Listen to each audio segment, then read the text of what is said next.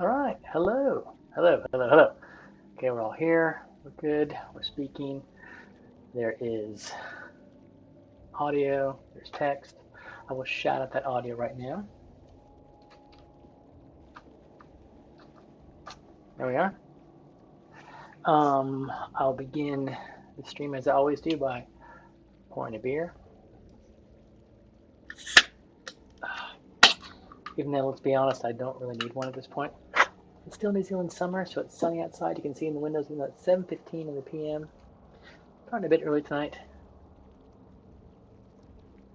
for this beer. We're going to start off making some washes. I need to make a Nolan oil wash and I'll make an Agrax Earthshade wash. Got all the ingredients. I have got the instructions. The Nolan oil I made last week, I think there's too much flow aid in it because here it is. Here's a piece that has that Nolan oil on it. This is multiple coatings, so that's why it's darker. But the Nolan oil is not really adhering, staying inside the bricks. It's staying on the top surfaces, but not the crevices inside the brick. So I think it's got too much flow aid, so it's flowing down to the bottom, I think. I'm going to try to make another batch. I have a recipe online. I have all the ingredients, like I said. I'm going to try it and see if we can make a good Nolan oil.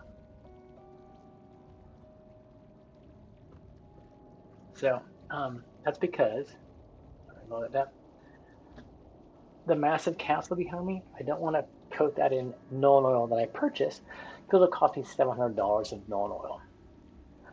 The 32 millimeter bottles.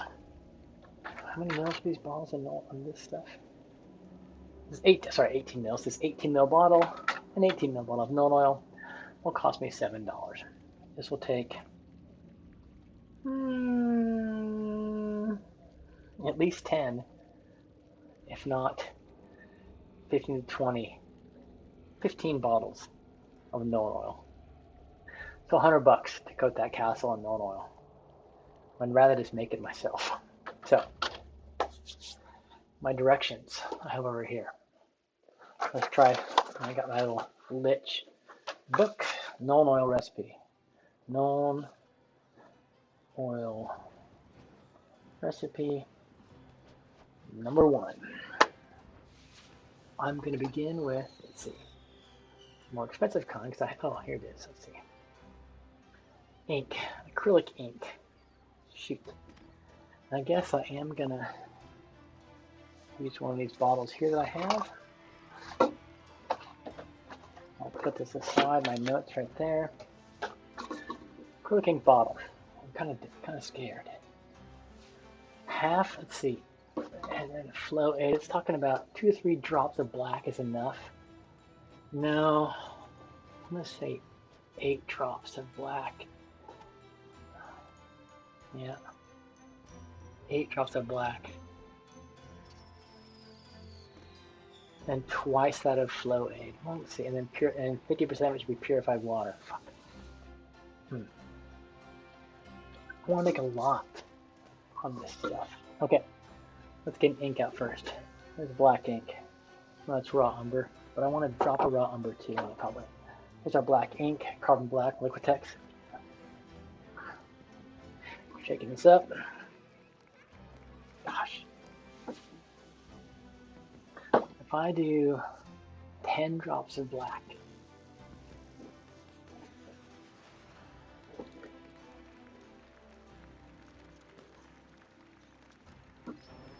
one, two, three, 4, 5, 6, 7, 8, 9, 10. 10 drops of black ink, 10 drops, and it's saying about twice, no, 2 to 4 or 5.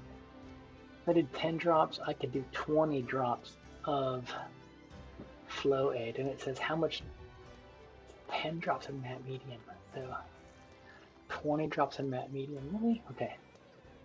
can't find amount where you can flow your paint. For a small amount to use on a mini start with 10 drops, like a teaspoonful. Here's my flow aid. Okay.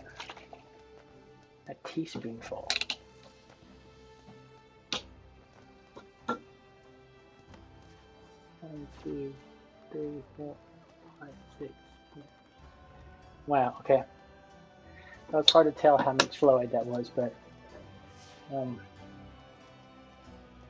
flow aid 10 drops, but difficult. I need to get a measuring thing for that. Yeah. No, that was matte. Sorry, that was flow aid. Oh my god. Matte medium, shit. 10 drops of matte medium. Wow. Okay, I need to get a little bit of measuring thing. Hold on a second. Sorry, I'll be right back. Stay tuned.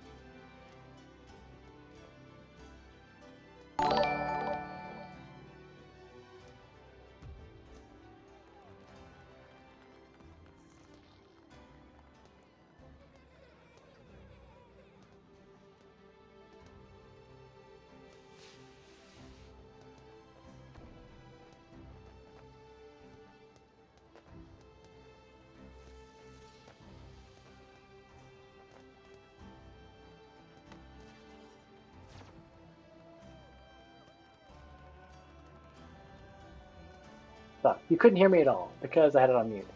Leticia, stay there. I'll be right back.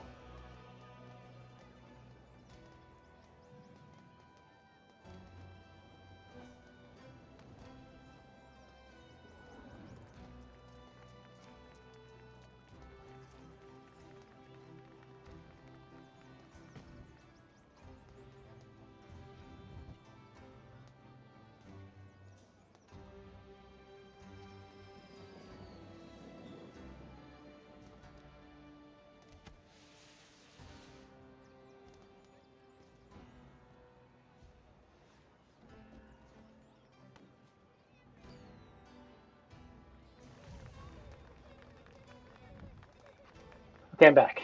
Now I'm going to use this chat GPT recipe. Okay, scratch this. Far out. Okay. Hey, Diadems, I'm a bit early tonight. I'm trying to make Agrax. I'm trying to make Gnome Oil Wash again. And I'm going to test it out on some of my train pieces. Hopefully later I might get to redoing this guy here, a Catawba Plus. How are you, man?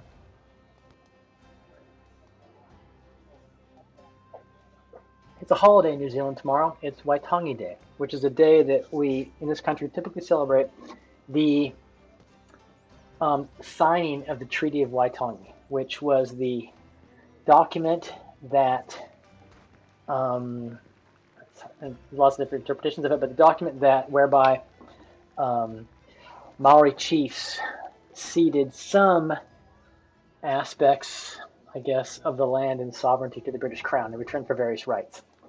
So it's kind of a founding document for this country, for the colonial country of New Zealand, I guess I'll say. Yeah, I'm good. Fam's good. We all went out to get a quick bite to eat tonight. Me, star of the show, the boyfriend of the star of the show, the wife. Went to go a quick bite to eat. And now we're all hanging out because tomorrow we're going to the beach because it's a holiday. Okay. So 1 part black acrylic paint, 3 to 4 parts water to dilute. Flow improver, a few drops of flow improver. It doesn't say few drops.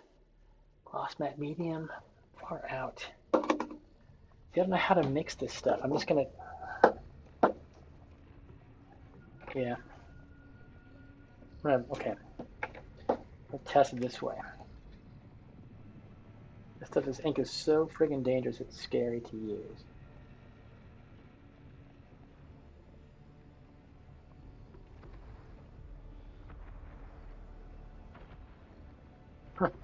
I'm trying to get like 2.5 mils of ink.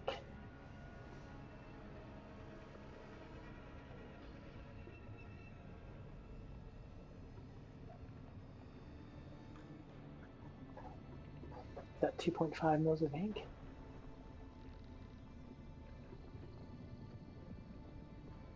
Okay, yeah. So kind of 2.5 mils of black ink. Wow, that's a lot of freaking ink. I don't know, man. I don't know if I'm ready for that. You know, star of the show is 17, dude. You've been around long enough when you knew she wasn't 17. So, it's all right. It's the way, you know, life goes on. Keep on moving forward.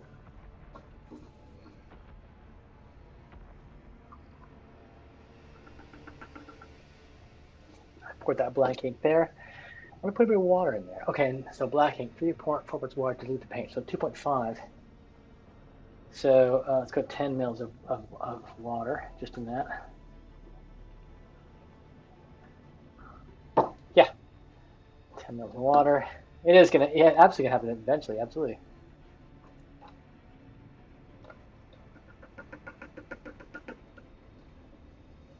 Mils of water. Okay. I'm taking notes here because I gotta see how this works. It can happen eventually. He is a great young man. I'm not very good at talking to 17-year-old boys, but you know, he's good. Flow improver, a few drops. Flow improver. I think I'm gonna add 2.5 mils of flow improver. Not 2.5. Less.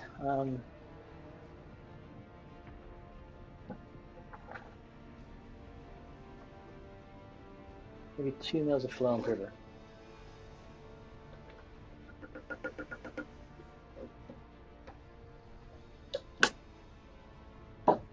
mils of foam prover. Low aid. It's always saying matte medium. Just a few drops? No. I don't know how much to add. Fuck. It's gonna happen eventually. You got it. You got that. I'm gonna add 10 mils of matte medium. Oh my god.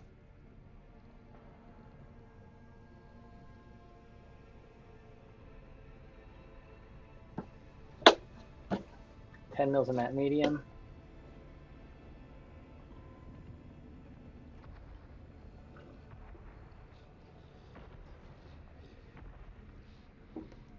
I add another 10 mils of water to that.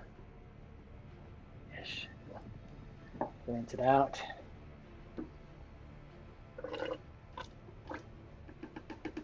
Wow. Okay. Next week, and now I'm going to add a bunch of water to this. Now I'm going to add, 10 mils of water. I got at least double the water of that. So I'm going to add, what we got here? How big is this thing? This is a 20 mil thing. I'm going to add 40 mils of water. Here's 20.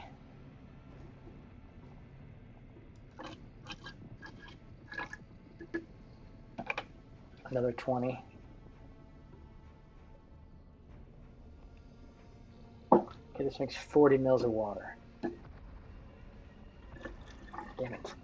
I did spill some of this. Okay, get my napkin. So I got my paper towels.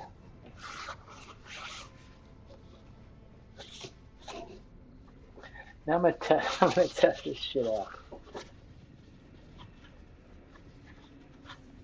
Oh my goodness. And yeah, okay, I was gonna test this out, see how it works.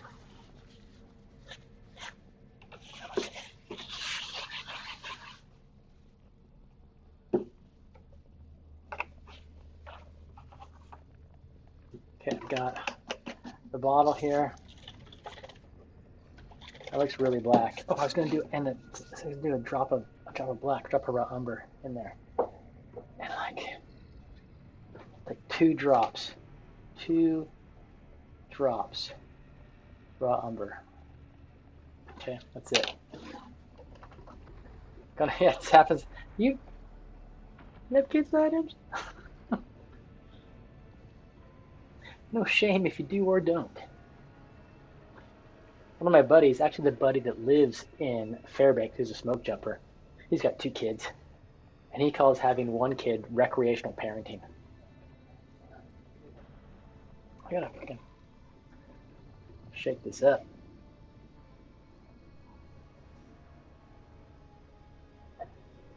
Items. I want to get you hooked up with the buddies, the first edition buddies from my high school that we're going to start playing first edition stuff in March. In North American Friday nights. They're in Seattle, Port Townsend, so same time zone as you. We're looking at Friday nights, once every 3 weeks, once a month, beginning maybe mid-March. Remind me, I will send you the Discord links and the emails, etc., that I am using to set this all up. Okay. 2 drops raw umber.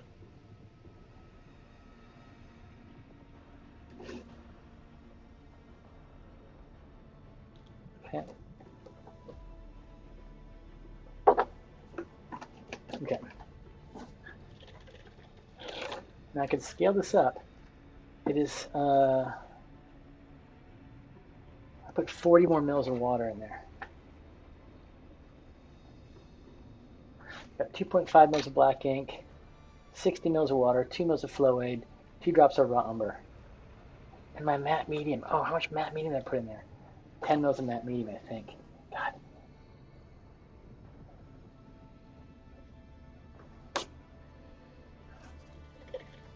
I have a little testing vial for this stuff right here. I've got a piece to do it on right here. I got a brush right here. Water right here. I have no idea if this is going to work or not. God damn.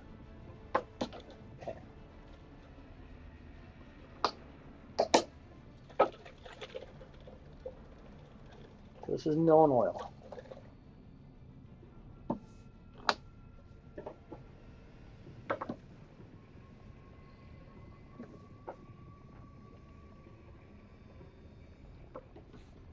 Okay, this is Noan oil. It doesn't look terribly bad, just coming out of the thing. Compared to, let me look at it compared to my Noan oil here in this Citadel.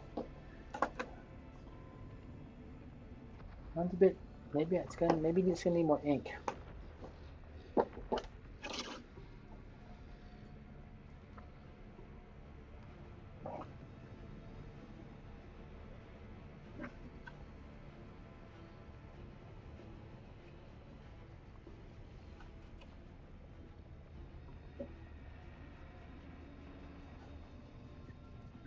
Okay, not bad. Okay, I'm going to do this half thing right here and let that dry. All right, let that dry. I'm going to close up that Noan oil pot I have there. I kind of close this. Okay. So that's some Noan oil creation. I got my recipe down right there. We will see how that looks, how it dries. I might even go get the hair dryer in a second. Although, letting it dry naturally is probably a good thing because I want to see how it dries naturally. Okay, so I got that piece there. I got my Noan oil stuffs. Got my inks. Put those back for the moment. Got my Noan oil mixture. My homebrew Noan oil. Got my flow aid. Got my matte medium.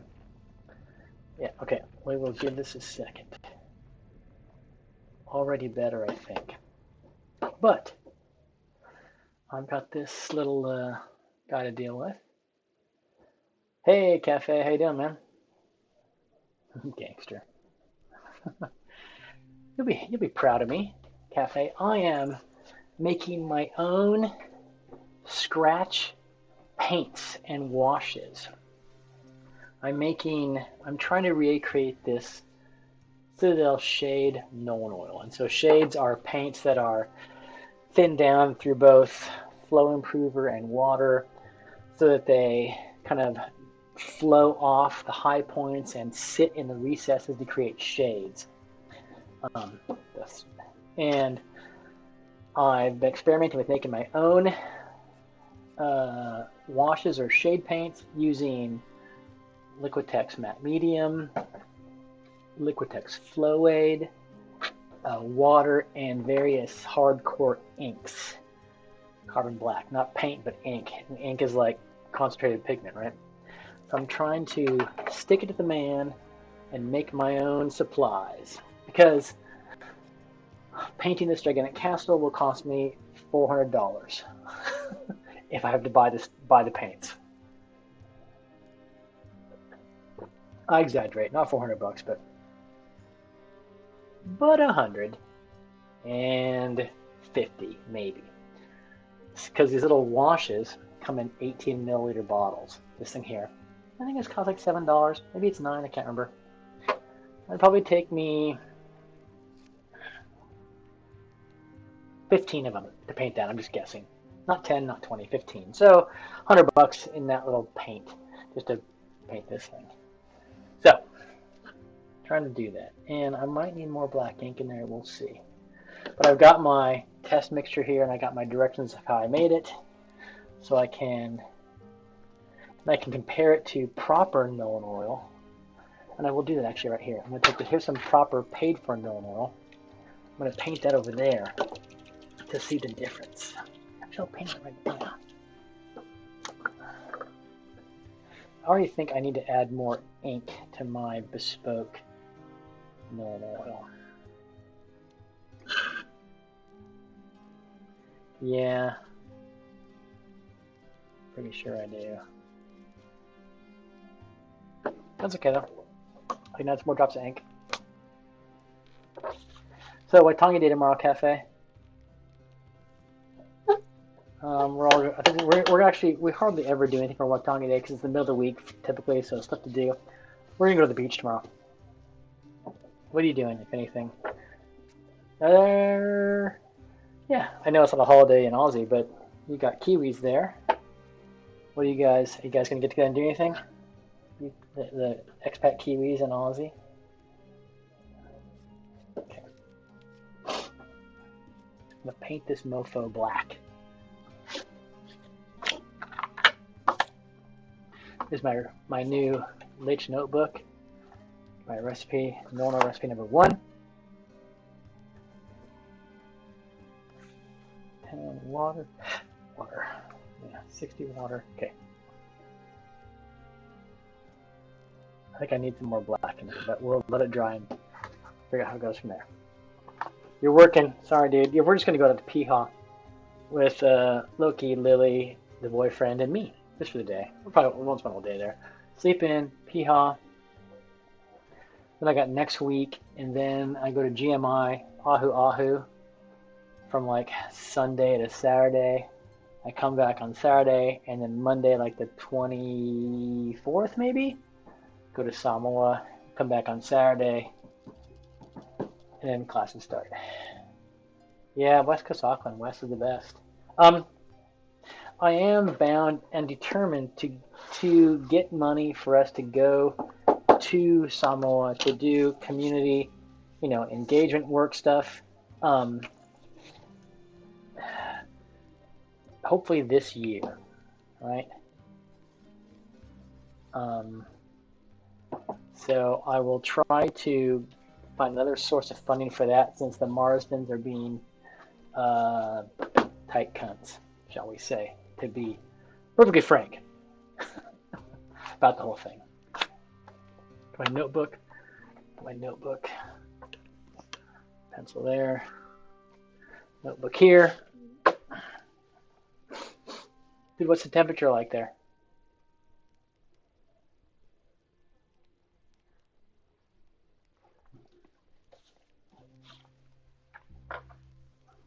Okay. Yeah, we're going to use some black paint on this guy, I think. I'm starting over with this guy. This guy I'm going to start over with. Okay, so I'm going to paint him black. Start over. 38. Far out. 38. Those of you in North America, 38 is like 107 Fahrenheit.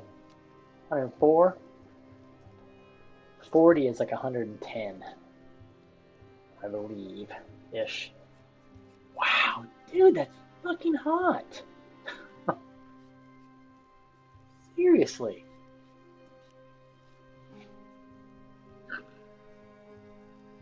So effing hot. That's hotter than Samoa, obviously. So you just kind of get rushed from AC office to AC office. Obviously, your basketball league is indoors. Do you play outside? Maybe at night, I guess.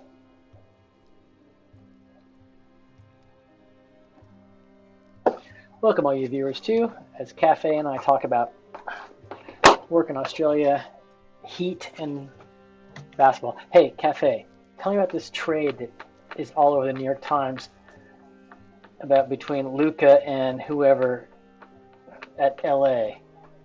What's that basketball trade that apparently is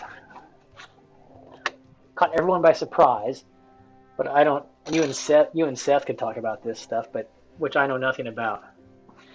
I didn't take the time to read the articles about it. So what's this big shock horror trade? Okay, I'm going to paint this guy, this Catalopoulos, in black. We're going to redo him, paint him in black, and then I'm going to dry brush him in white while my wash experiment dries. Yeah, I need a little more black ink in there. I can tell for certain. It's okay though.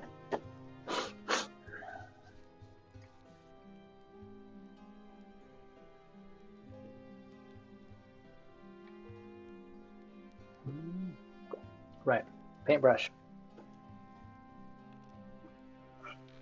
This one.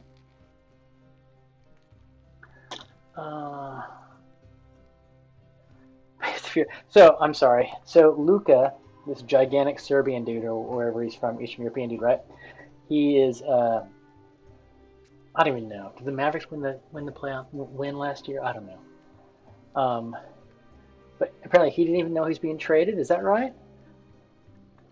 I read today briefly, looking at some article, super quick like he was like, when he learned of his where he was going, he was disappointed only because he was like, you know, I didn't know what's happening. I guess kind of thing, right?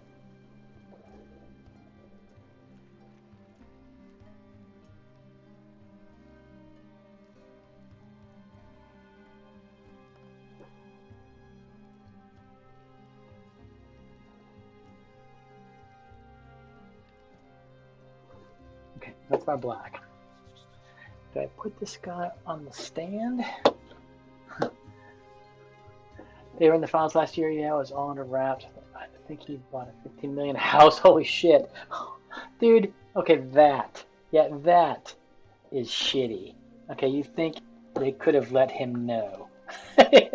Don't make any big purchases in the next couple months. That's pretty shitty. And so Luca, how do you say his last name? How do you spell his last name? He went to the Lakers. So who else got what?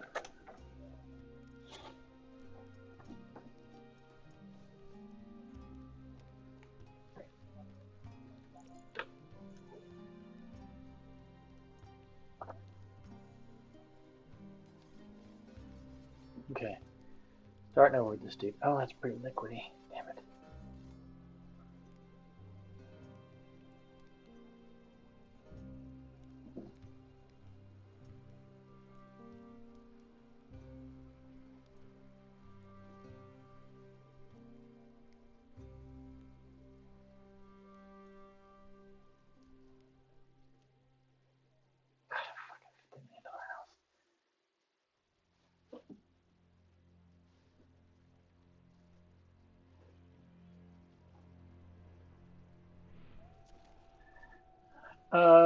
They were in the files. What is stream? What is stream elements? What does that mean? Something happened there. Maybe you said something. They banned you. You were auto banned. You're in a mod. You're a mod and you were banned.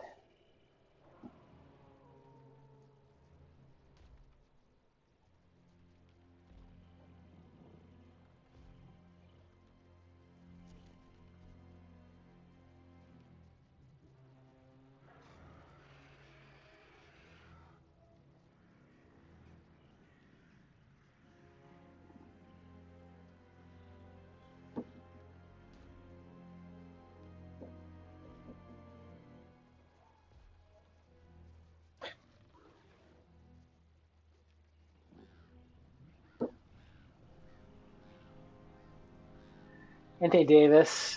They traded Anthony Davis. He was 31, always injured. So Lakers traded him. So who picked up Anthony Davis and why? I read somewhere somebody needs some big defensive man. But isn't that where Luca is?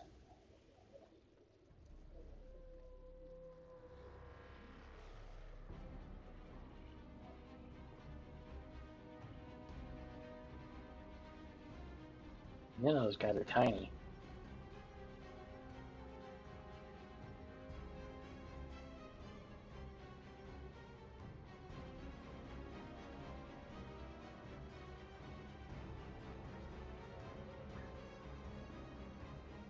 So I'm kind of bummed about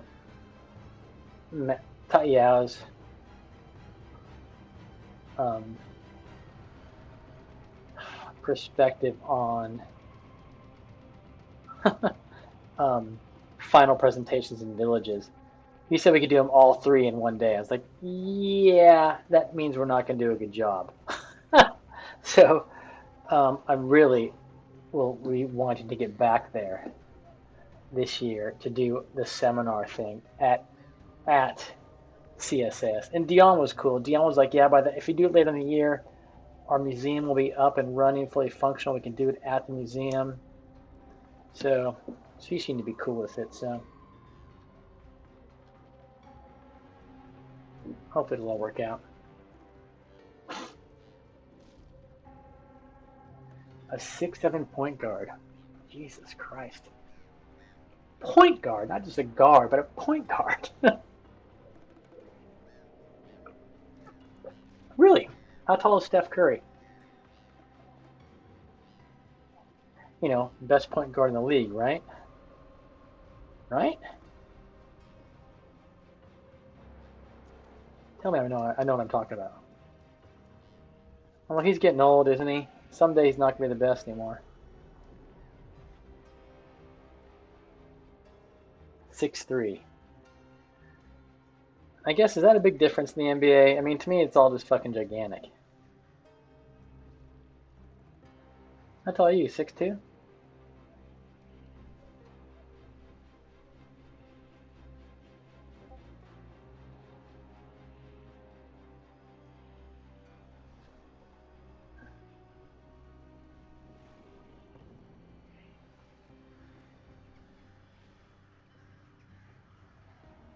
Okay, more black paint.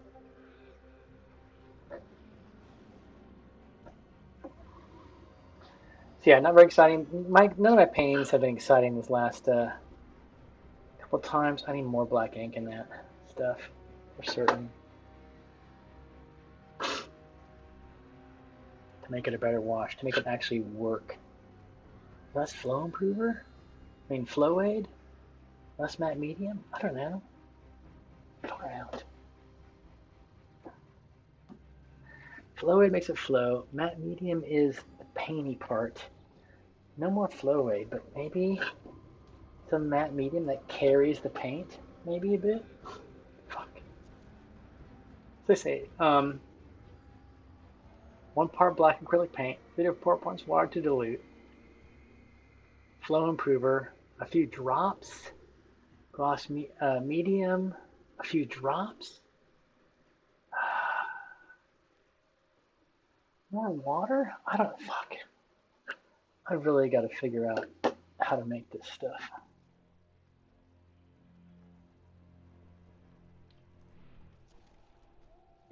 Because I do not want to spend just buy 20 things of this paint.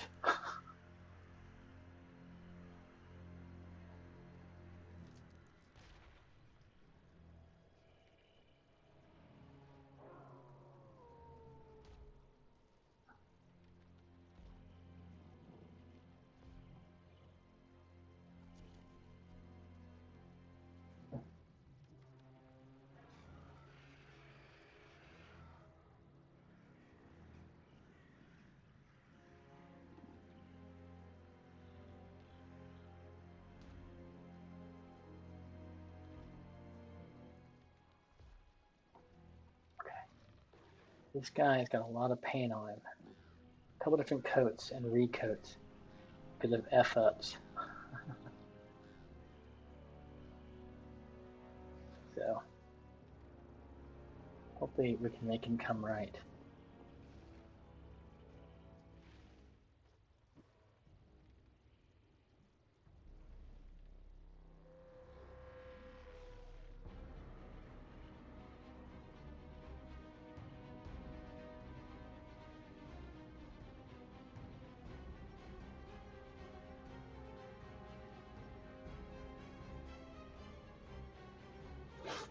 Mm-hmm.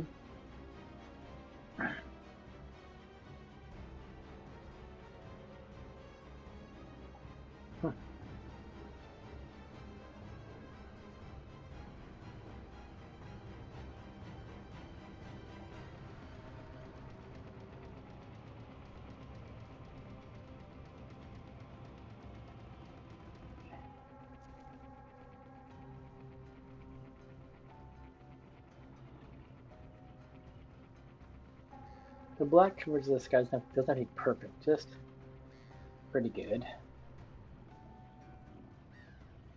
So we can start over with painting him.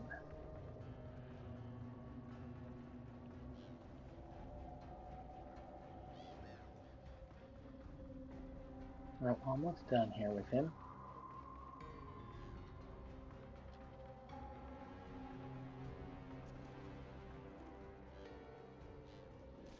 It's Catala Plus, or however you want to pronounce it.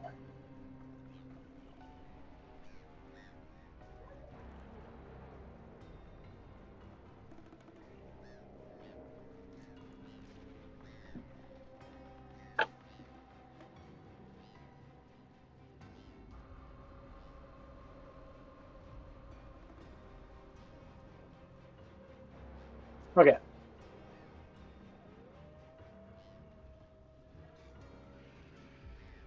We'll leave them like that, redone. The other Catala Plus is redone. I'll have to redo the bottom part there in a second. Redone now. So we're gonna now look back at our known oil experiment and see if we can improve upon it. Which I think we can. I'm gonna close out my wet palette for a second. Put this aside right there, the Catala Plus, and look at this. It's not terribly different, but I really feel like a couple more drops of black ink. Yeah. Here's my black wash recipe. Okay.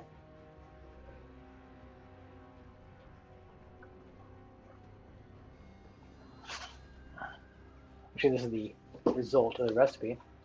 Recipes in this book. I use 2.5 mils of black ink. 2.5 mils plus maybe. How many more drops?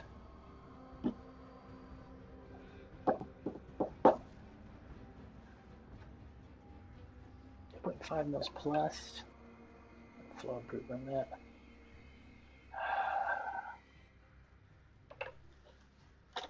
2.5 mils plus. I'm not going to double it. Okay, that was a bit too much to double. I can't double that ink. No way. But maybe 2.5 mils and 1.25. Maybe. Let me mix that first. 2.5 mils plus 5 drops. I'm just going to try 5 drops. See what that does.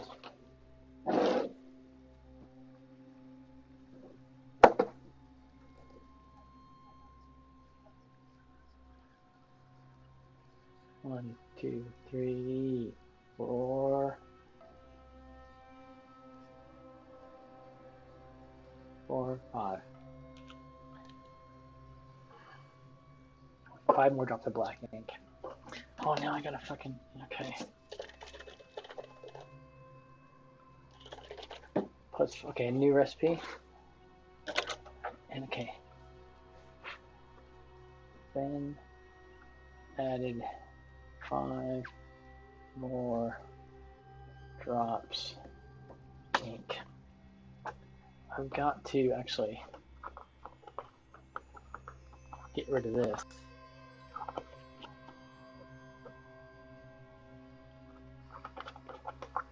Far out.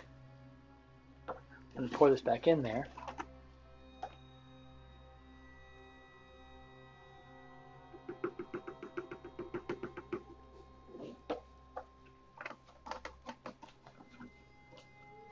Wow, this is all so hammer jam. Okay. Let's try this again.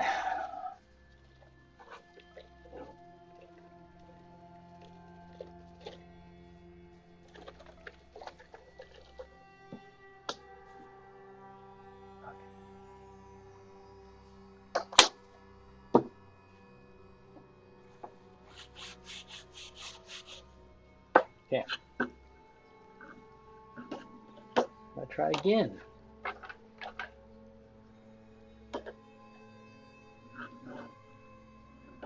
Over here, this last bastion of space over here.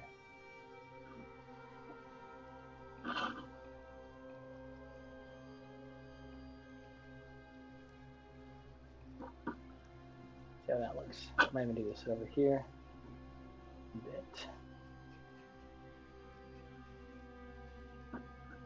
Okay. Looking kind of better already, but I'm going to let that dry. Any word on our friend? My God, no, I have actually not heard of our friend, Mr. Shapiro, honestly. Shit. Yeah, Dion didn't even say anything when I talked to her a couple days ago. These last couple days over email, we talked a bit. And no mention Mr. Shapiro, so I totally forgot about him. So, usually absence makes the heart grow fonder, but not in this case. I will, I'll be sure to investigate. I'll be sure to investigate when I'm there. Christ the Lord. Probably knows I'm coming somehow. That null oil looks a lot, that looks better. Anyhow, yeah, this looks like a better recipe right there. I might go get my hair dryer so I can dry this guy off and then dry brush him. All right. I think I'll take him into the hair dryer area. So I'm gonna pause. I'll be right back. Okay. Stay tuned, and I'll be right back.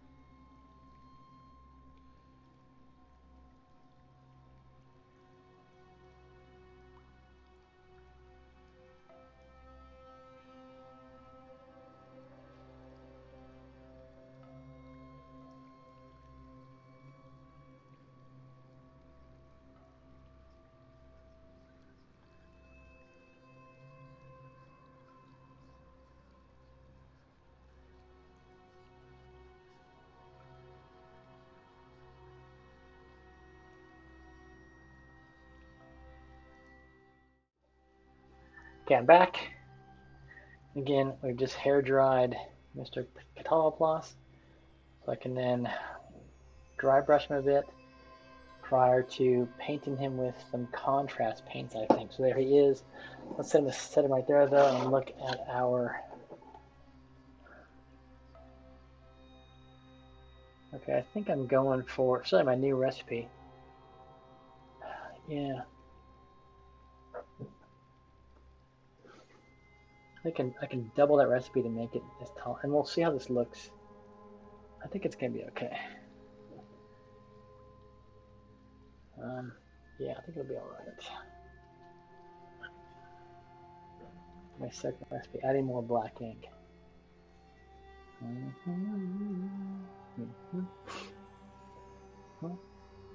know, I'm gonna post this recipe online because people need this stuff. Because the previous stuff I've seen, fucking videos, I hate watching videos. I hate getting stuff from videos. I can read text a million times faster than someone can show me what they're doing on a video. God, I fucking hate them. I know people do it just to get clicks and likes and links and whatever, but God, it's such a pain in the ass. I just want the information. I don't want your social media stuff. Okay. Guys looking okay, this Catawba Plus. That's looking pretty good. I might even drop another couple drops of black in there.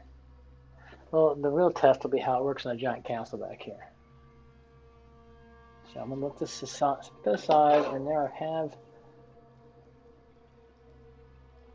Let me put... While this dries for a second more, I'll put more of this version on the rest of the model and see what it looks like in total.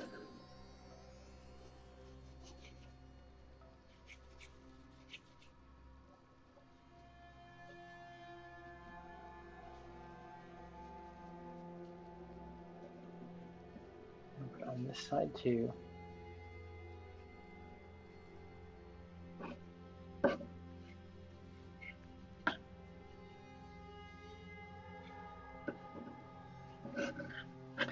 and I'll put it on the back side.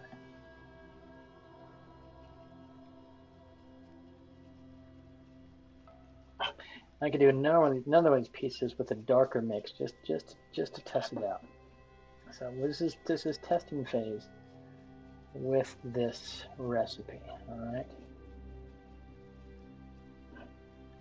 testing phase.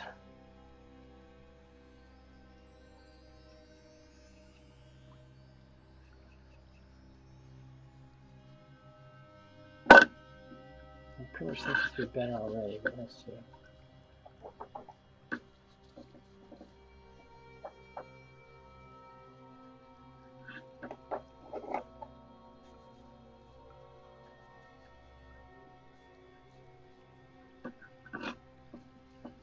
Okay. There's the whole thing pan, except for that center part, which is my other two wash recipes. So that's good. Okay, put that aside. And I'll put this piece aside. Yeah, and we'll just kind of look at it in a while, perhaps, while that dries.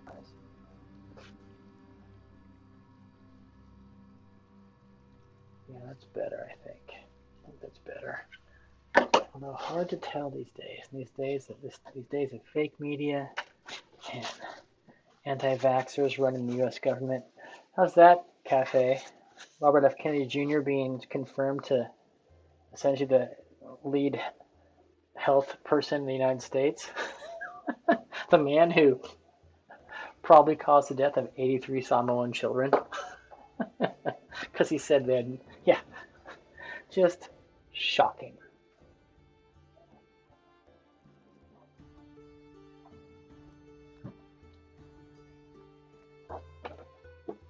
Okay. Now I'm going to paint this guy in gray. Shocking. I'll probably use this, I'll probably use sea gray and then white. Yeah. Shocking. Those of you who don't know, Cafe and I work in Samoa. Yeah, so diadems. I don't know. It's just, yeah, it remains to be seen. I don't like to, I understand folks who are on center right. I mean, I got friends who are that way. And yeah, maybe people are interested in seeing if the demolition of the U.S. government and the civil service apparatus will be good or bad, but it's kind of a risky experiment. You know what I mean? Kind of a risky experiment to say fire all the career civil servants. I mean, yeah, woof. I don't know. It's just, I have a very privileged life, and so maybe it's easier for me to kind of say we should support those who are less well off and haven't had the kind of advantages that I've had, or other people like me. I'm not saying I am where I am only because I'm a white male, but it's just kind of too bad that, yeah, it's scary times. I'll say that. Scary, scary times. Hell in a handbasket. God, but all voters in all countries have such a short attention span. It is kind of scary, the kind of stuff that, Elon Musk has apparently access to. All this data, right? I don't know. It's kind of scary to me.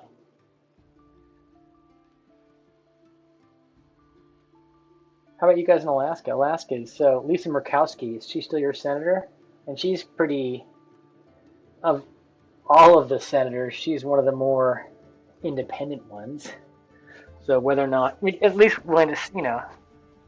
willing to, present an alternative case. It's a conservative case, which is fine. But yeah, wow.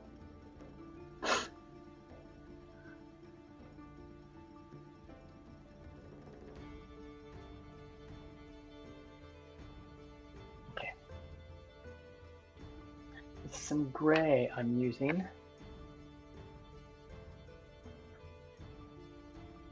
And I've actually got to get a new piece of paper towel to dry brush this off. So just give me a second, I'll be right back. I'm in and out tonight, in and out.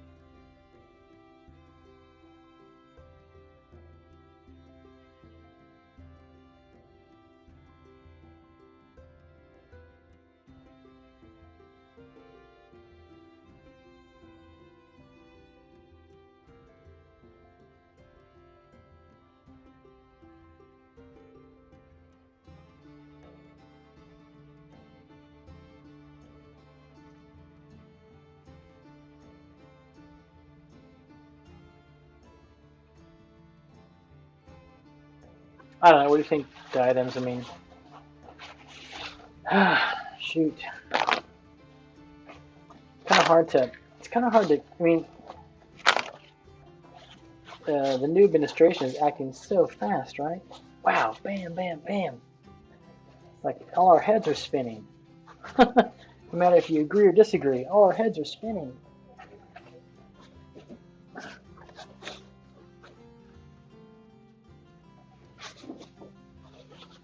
There's no art here. Just arting. Okay. Making my own paints. Saving this money. Spending money to save money. That's what you say. Yep.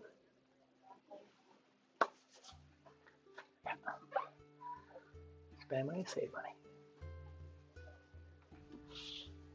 Are you doing Catawba Pluses?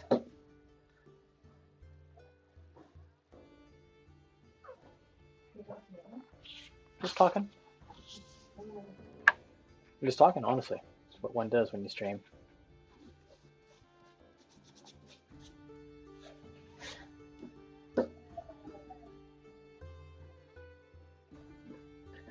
Catawba Plus 2.0. What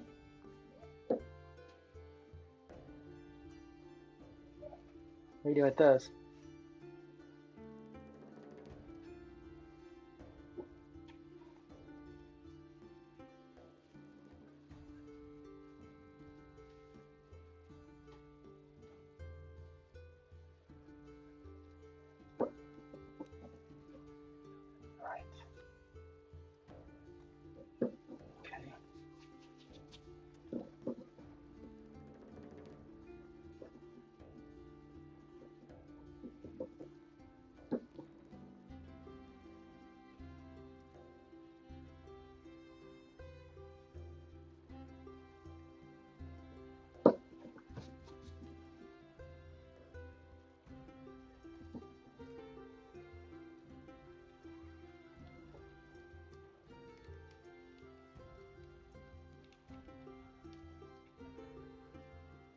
So the reason I call this Catawba Plus 2.0 is because we were kind of disappointed in the first paint job that we did as a team, really, team effort. And so I'm kind of restarting it.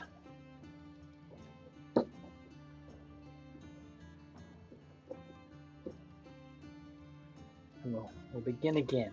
So I'm painting it back in black, dry brushing it in this gray. Now allow us to then kind of start over. And you'll see. I'll start over a bit tonight with it. I know I will.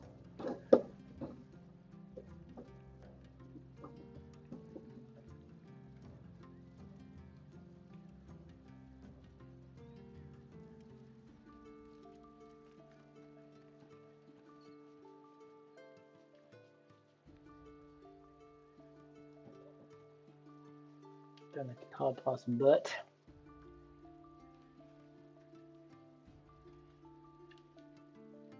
Right. So there he is, getting better painted. I can give you even a little better taste of what it looks like by doing this. This is our Catawba Plus Vapor Mini. We're just getting him back to a set where we can then kind of work on him again. Pardon my arm. Yeah. Right.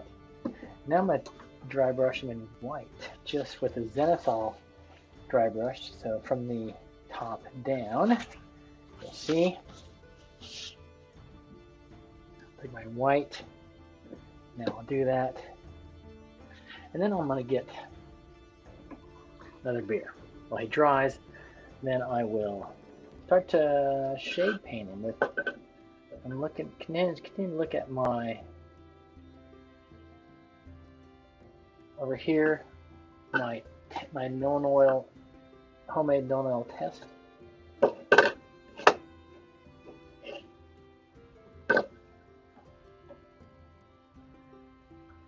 Pretty good. Maybe I'll put another 2 drops of black in there. I don't know. I think I might. Another 2 drops of black.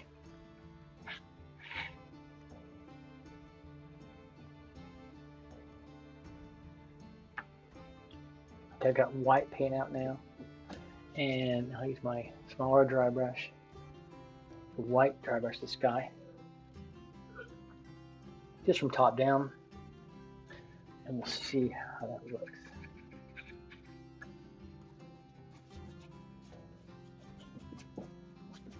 So you'll see I'm going to just do this.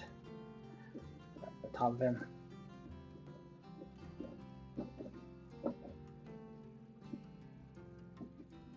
Just trying to hit the things on him that are top down.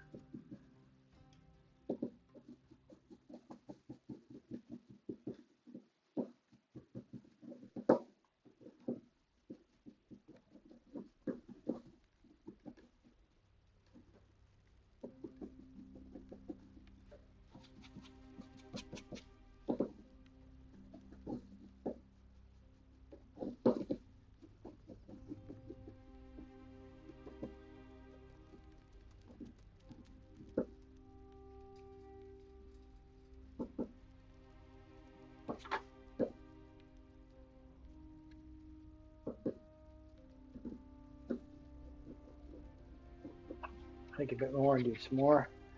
Just get really bright white on this stuff. Yeah, like that.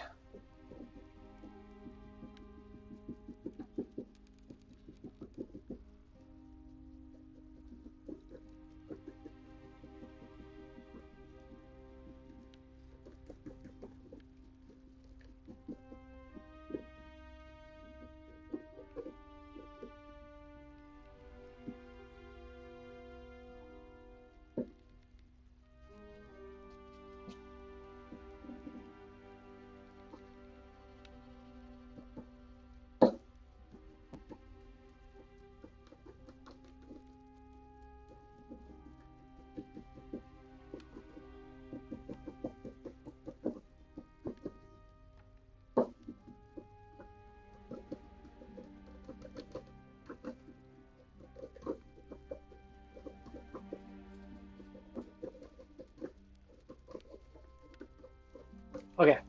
Oof. He's getting there.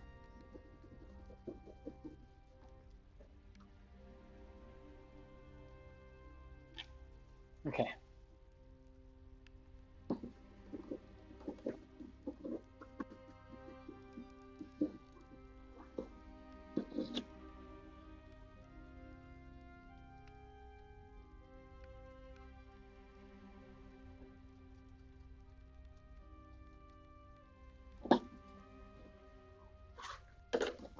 That might be him.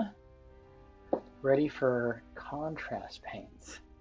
This guy might be ready for contrast paints now.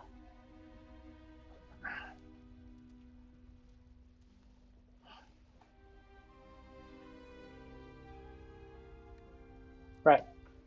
I want to clean off these brushes and this stuff I have over here in my little dry palette. Just so I don't get shit all over me, as I always do anyways. Okay, put that back in there.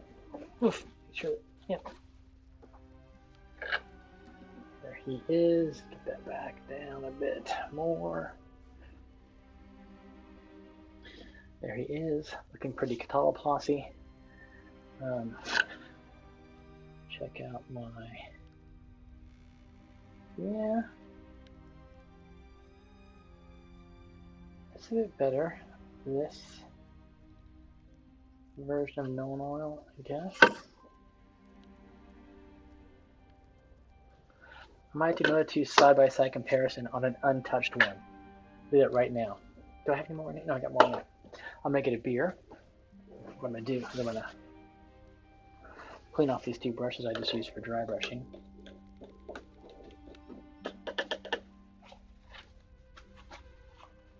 That one. This one. Dry brushing the Catalogloss. Alright, so those two dry brushes, put them over there. They're out of commission for the day. Got my Catalogloss. I'm going to work on him some more. First, I'm going to do another test of my known oil wash, my homemade known oil wash, and see if I need to tweak the recipe a little bit. Thanks for being here. If you want to talk about anything D&D, please do so. If you're a mini painter or you got any kinds of tabletop role-playing games or other pictures you want to show off, send them there. Go to the Discord and put them in the mini pictures channel and look at them there. And we can talk about them together. So, leave us here for a second. I'm making it a beer refresher and be right back. Stay tuned.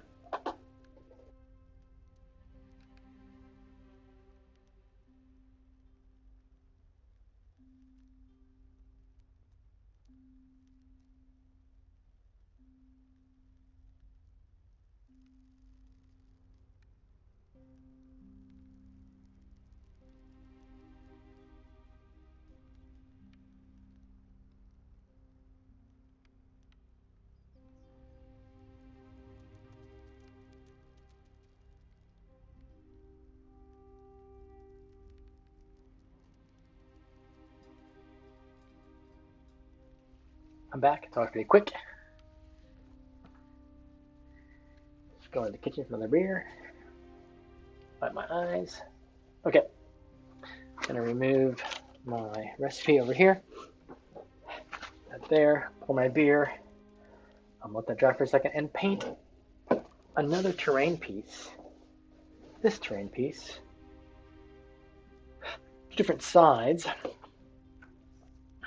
with known oil versus my recipe and see which one looks.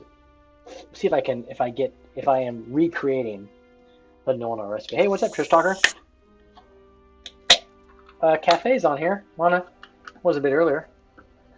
I'm doing a variety of things tonight. I am redoing this Catalogloss, starting over with him, painting him again. So I just he was painted, but I just re-blacked him and then dry brushed him, and now we're going to do him again. I'm also making my own known oil black shade with matte medium and flow improver and whatnot to see if I can create a wash that mimics this expensive professional wash for pennies on the dollar. So that's what I'm trying to do.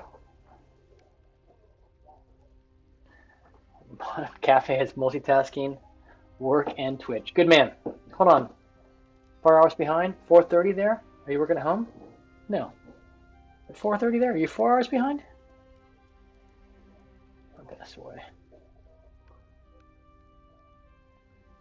I'm not multitasking. I'm just multi-hobby tasking.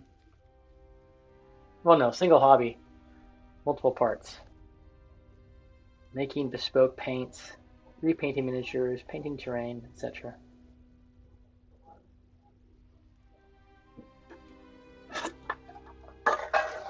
Trish Tucker, what are you doing for Waitangi Day?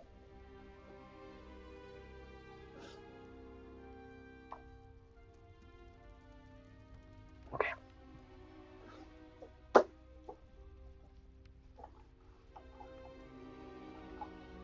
First, I'm going to do known oil on one side.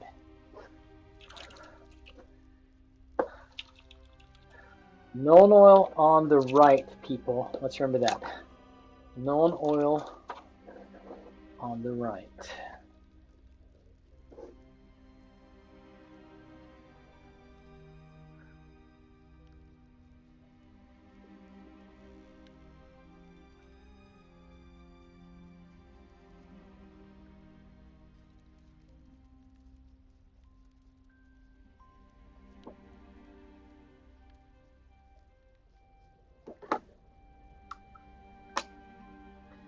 my own recipe on the other side. Where's my recipe? It's over here.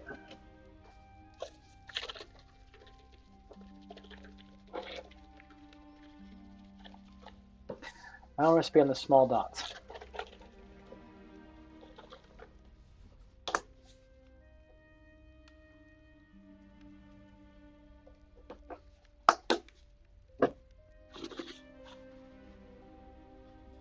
Hey Excel, how you doing, man?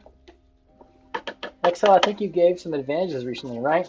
Maybe even to Trish Talker, who's there online right now. Cardman gave advantage. No, Excel, you gave me an advantage. That's right. I think I flubbed it. I think I used that. I rolled 2 10s, perhaps. Yeah. That the guy. That's the guy from Swiss Germany. His handle, his name means actually like grizzly bear, green grizzly bear, or something like that. Yeah, I've talked to that guy before. He's a good painter. Does really nice stuff. Okay, so we're testing out my current recipe for Nolan oil.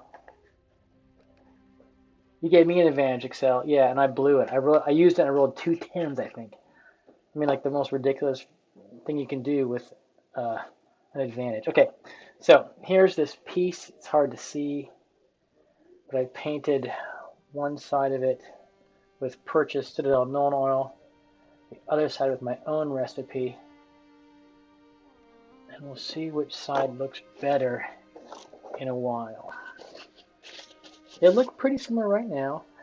I might add a couple more drops of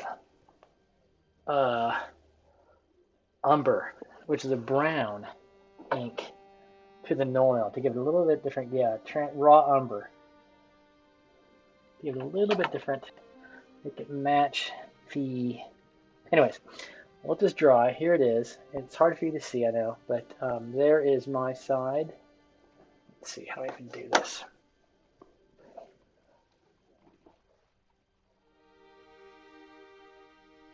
There's my side, and that top side facing the camera with my homemade mixture. And here's the professional side.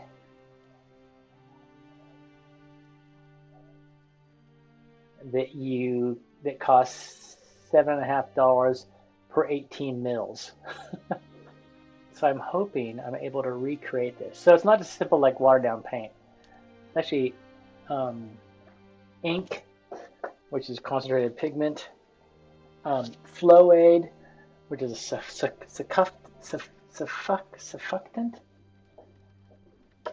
a liquid that lowers the surface tension. So like rinse aid in a dishwasher, surfactant. It decreases surface tension of liquids, so they have a chance, so they disperse more easily. So use pigment, a flow aid or surfactant, a medium, in this case a matte medium. So a medium to hold the paint and water. Those are the ingredients in washes, and that's what I've purchased. Various kinds of things like professional matte mediums and surfactants.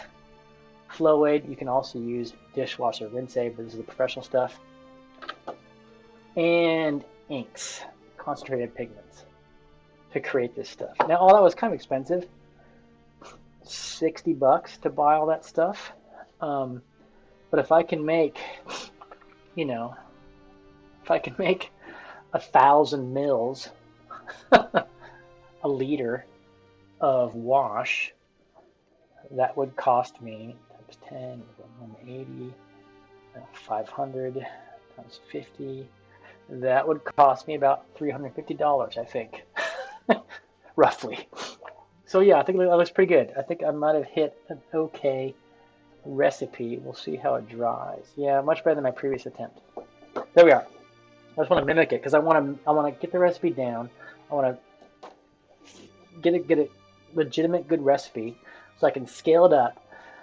So I can then paint this whole castle. The exterior will be black wash.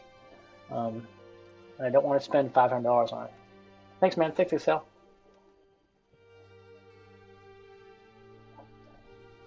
Seriously, Excel, I think I rolled 2 10s on the advantage you gave me. But whatever, not your fault. Exactly. Yeah, and you gave one to, I forget who got that one, the D4. We did roll it. I forget who got it. That might have been Trish Talker as well. I don't think so. It might have been Andy who plays Brimble, the gnome spellcaster. Baradur. So this castle. Here's some of the upper level interiors I've finished. There's an upper level interior, right? Kind of hard to see in this light, but that's that. And this one, upper level interior. The light's really harsh, but there you go. And there's a fireplace on one side, kind of thing. Back door. I'm probably gonna make it kind of. No, Mitsu got it. Mitsu got the other advantage. I'm probably gonna make it kind of like he needs a fucking advantage. A bit more red and tan than my previous ruined castle, which was more white and gray. This one, the bricks will be more red and tan, rust and tan, perhaps, better way to put it. Brick color pattern, just to make it a little bit different. And that's in consultation with my graphic designer wife. I asked her about how should I do this one. Previous one, I did have grays and whites and a little bit of tan bricks, and she suggested changing it up so you have mostly the tan bricks are the majority and gray and white in the minority, and then with some little rusty reds every now and then in a super minority. That's probably what I'll do with that if I can ever find the time to do it. Yeah, I think that's looking okay.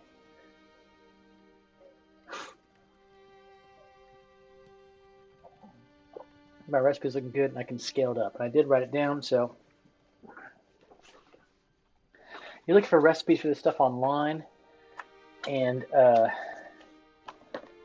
for washes, and it's kind of like 3 to 4 drops of this and like 2 to 10 drops of that, and then double that in water, which only gives you about 10 mils, maybe 20 mils the most. I want to make 100 mils of this stuff.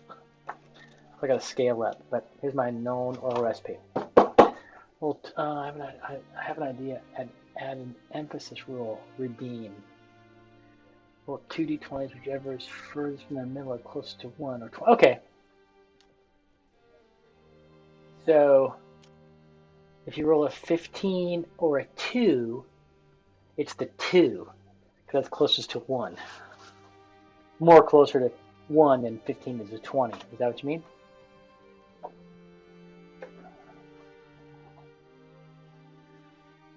All right, now we got to work on. Sounds good. Sounds good. Now maybe we're gonna paint this guy, and he's a swamp dweller. I'm gonna paint him with some shade paints. I'm sorry, contrasts. And I could. I might just do his entire skin in one color and then dry brush it differently. His entire skin of the colors I'm looking at here over on my contrast paint. That's too Gorgonzola is too dark. Hygrostrings is really light. Contrast darker flesh, light, dark. Yeah, okay. Guilliman flesh. These are really light. Or it could be yellow. Organic, sewer, super dark, dark flesh, pretty fucking dark. Not too dark. Skeletal horde too light, perhaps. Gorgonzola fur.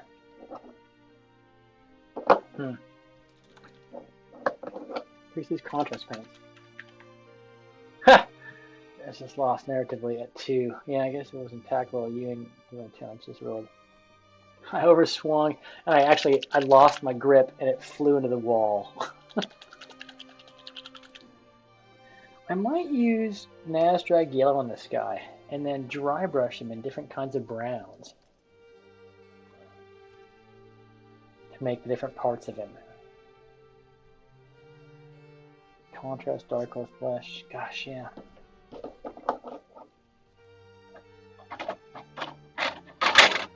I mean, this could be a total cock up, but I don't know. Yeah, we're missing. Unless I roll an 18, then you what? Then you just smash it in there.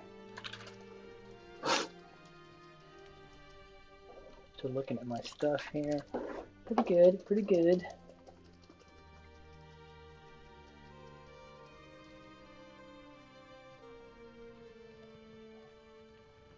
So, North American viewers, tomorrow's a Kiwi holiday. Tomorrow's Waitangi Day in New Zealand.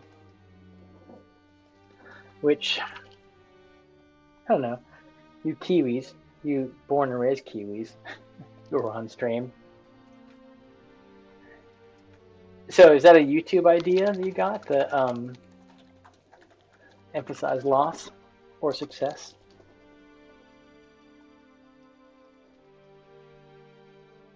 Okay. Nasdrag Yellow. Let me look at one of my Nasdrags.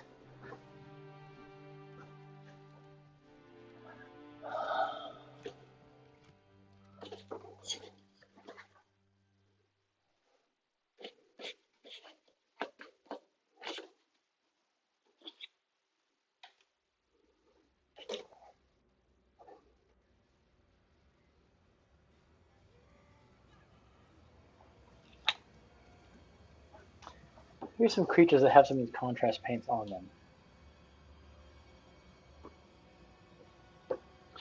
Nasdrag Yellow is the arms of this roper. That's Nasdrag Yellow.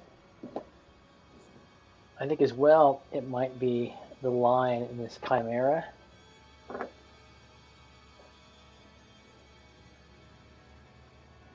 And the fur on this guy is probably dark oath flesh. So I think Nasdrag Yellow across that guy.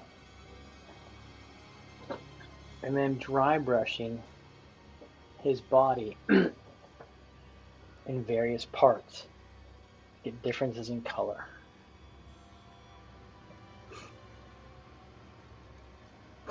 What do y'all think about that? And I can wash it in brown, which I think I did with these roper arms. That's why the roper arms are browner than the chimera lion body. This rules are from the other major streaming D&D RPG group. Wow, the other major one. You mean besides me, the major one? Okay, of course. This guy's there. Yeah, I think I'll Nasdrag Yellow this guy. Besides Critical Role. Oh, besides me. Okay, sorry. I thought you were talking about me. Excel. Whatever. Whatever.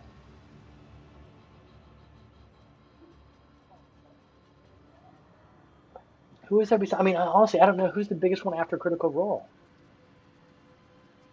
It has absolutely allowed the spread of ideas. You're right. But can someone tell me who is that? Who's the biggest streaming group after Critical Role? I do not know, and I mean, I'm curious to know.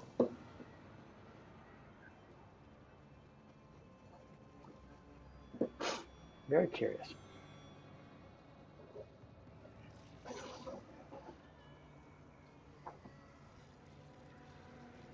And now I am more pleased with that. So yes, ramp that shit up. My recipe.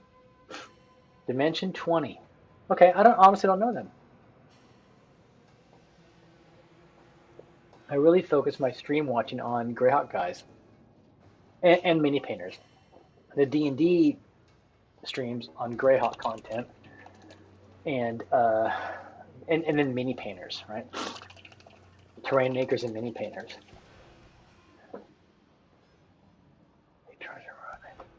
Okay. Can I look them up? Dimension 20. Can I see what this looks like?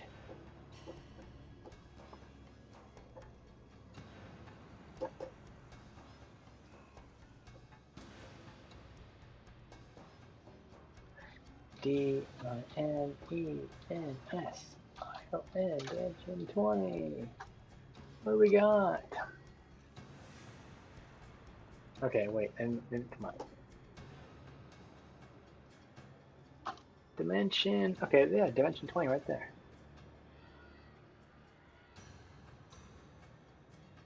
How can they all come up? They're even on the kind of, yeah. Oh, is there a go to Dimension 20? Yeah, go to Dimension 20. I want. Huh. It says unavailable, but that doesn't mean anything. It could be I made a mistake or whatnot, so I don't want to, do that. Still, Acquisitions Incorporated. Okay, thanks, Items. I know that. They have books, right? They have a book. I like the idea. I like more of a potion by your heavy criticals. Stable potions reduce the amount of dice you roll and increase the stable potions reduce the amount of dice you roll and increase the fixed modifier per potion size. All right. Frankly, my players, Shocker, I know you're here. At upper levels, I think 5e becomes borderline unplayable because the characters are gods.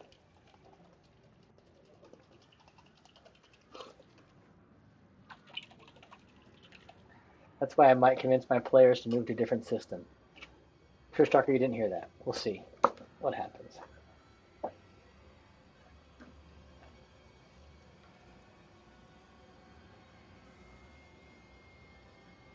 Yep, I'm just going to do this guy's skin from the top down. This looks disgusting. He's a swamp creature. He's supposed to look disgusting. And we'll go from there. I mean, you guys are pretty at 10th level, etc. You guys are pretty fucking invincible.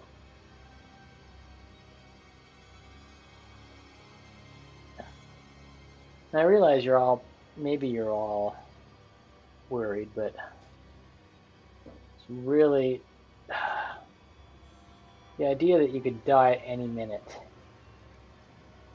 I believe, is not there.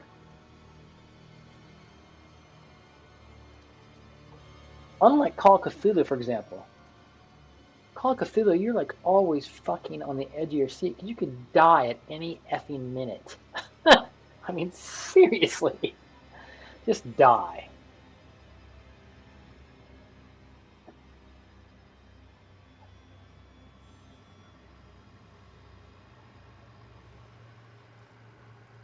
If you don't think that, you're effed. 5e, you roll a crit on a long sword, you roll 2d8s. Heavy crit, you roll 1, 8. Okay, yeah. You automatically get a full. Yeah, criticals do sting. I also, I don't use a crit table in terms of like things that might happen to you, like you lose an arm or whatnot. That's another possibility, isn't it? In our role-playing games, just to use crit tables and fumble tables. I really want to, but I just haven't had time to. Well, lots of people have good crit tables and fumble tables, but I haven't availed myself of them, I should say. This guy looks disgusting now. He's good. I'm gonna dry brush him to get the full effect on this guy. I did feel like I might die a few times. A few times. That's all right. That's good. That's good. Feel like dying a few times? That's what makes it exciting. I might die.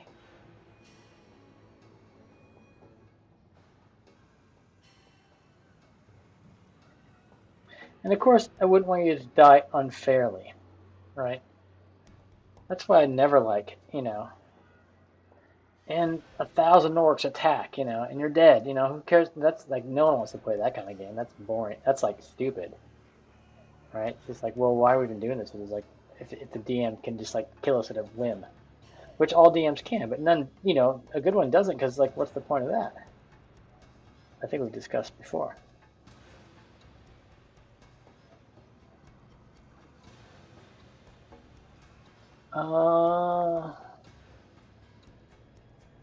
Yeah, no, you don't get attached to. Leo's good at that. Talk to Leo offline. He's like, yeah, whatever. If the character dies, the character dies. Um, it's just the way it is, because that's life in D&D. I mean, but I understand. I understand, of course, because I've had high level characters as a kid, and yeah, it's kind of ugh. When they die, the adventure begins again. Then whatever, right?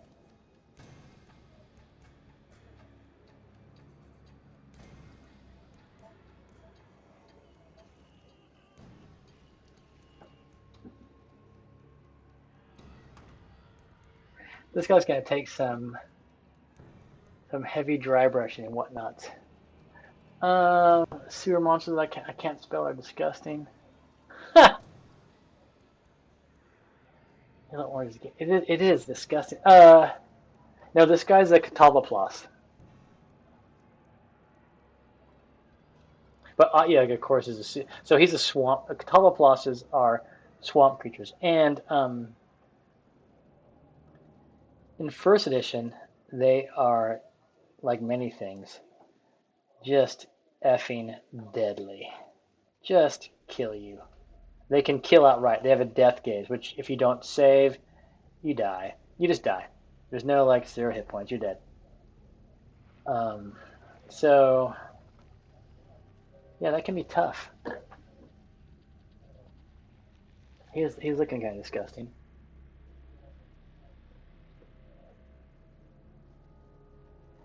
Let's compare, for fun, a little experiment. Maybe you should reserve crit tables for max damage. Yeah, maybe that. If you do max, you do some, you do 85% of your possible max damage for a crit. Then we look at the crit table, something like that. That's an interesting idea. It is really.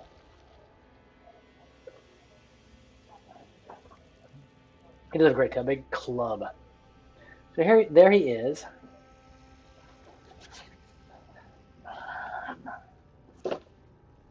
This guy is called a catawbaplos. Let's look at him in our various monster manuals. Not various. Let's look at him in 2 different monster manuals.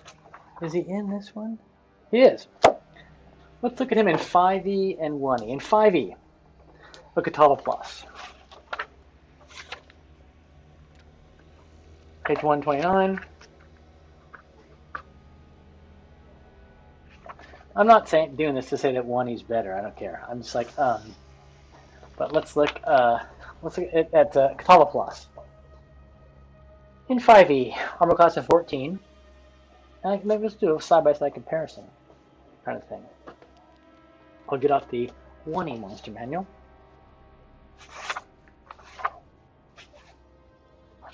Demons. catawbaplos. Okay. My 2 books out here. I can do side by side. catawbaplos in 5e, armor class of 14. In 1e, an armor class of 7, which is equivalent to an armor class of 13 in 5e. Because in 1e, armor classes go down to be better. In 5e, they go up to be better. And all armor classes start at 10. So, this catawbaplos in 5e has a 14. That means he's 4 better than the 0 armor class. This catawbaplos in 1e has a 7, which means he's 3 better. So, the 5e catawbaplos has a better armor class. They don't do hit points, so to speak, in 1e. They use hit dice, which is a d8 for monsters, and his hit dice are 6 plus 2, meaning he has, if you do max hit points, he's got 50 hit points in 1e. In 5e, he's got 84 hit points. Sure. In 1e, his damage per attack is 1d6. I guess he probably attacks with like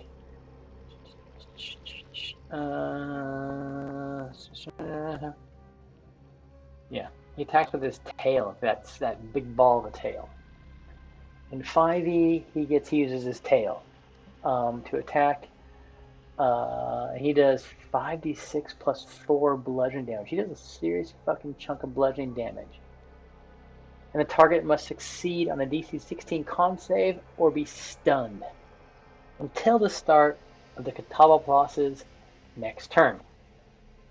In 1e, if the character is hit by his tail, any creature so struck has a base 75 chance of being stunned for 1 to 10 melee rounds. So not until the end of the Catawba's next turn, but you roll a d10, you can be stunned for 1 round or stunned for like an average of 5 rounds stunned. The base chance is modified by adjustment down by 5% for every level above 1. So if you're a 5th level character and you get hit by the Catawba's tail, you have a 50% chance of being stunned for 1 to 10 rounds. Again, in 5e, you get to save.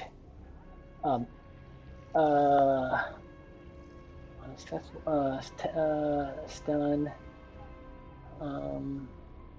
Yeah. You're just, if you save, you're stunned till the end of its turn. Next turn, that's it. One turn stunned in 5e. Okay. Here's the biggie for Catawba's between 1e and 5e. In 5e, Catawba is a death ray, meaning the Catawba targets a creature that can see within 30 feet of it. The target must make a DC 16 con save or take 8d8 necrotic damage. Blah, blah. If you fail to save by 5 or more, you take 64 necrotic damage. If you do get reduced to 0 hit points by that death stare, you're instantly dead. No death saves. That's the 5e Catawba.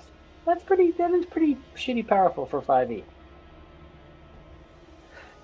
In 1e, the gaze of the Catawba is equal to a death ray, extending for 60 feet from the eyes.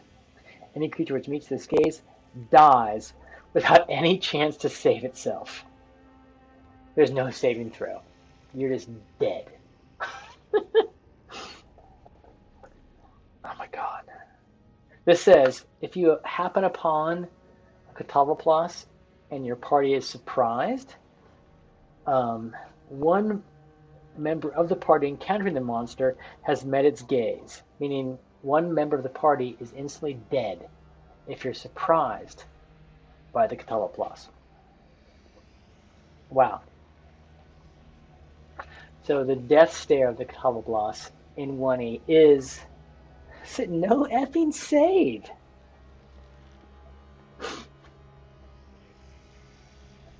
Wow. There's no save. So there are some differences. The Catawba in 5e has better armor class, does higher damage, has more hit points, I think, relatively speaking. In 1e, there's no saving throw from its death stare. If you look at it, you're dead. And that's it.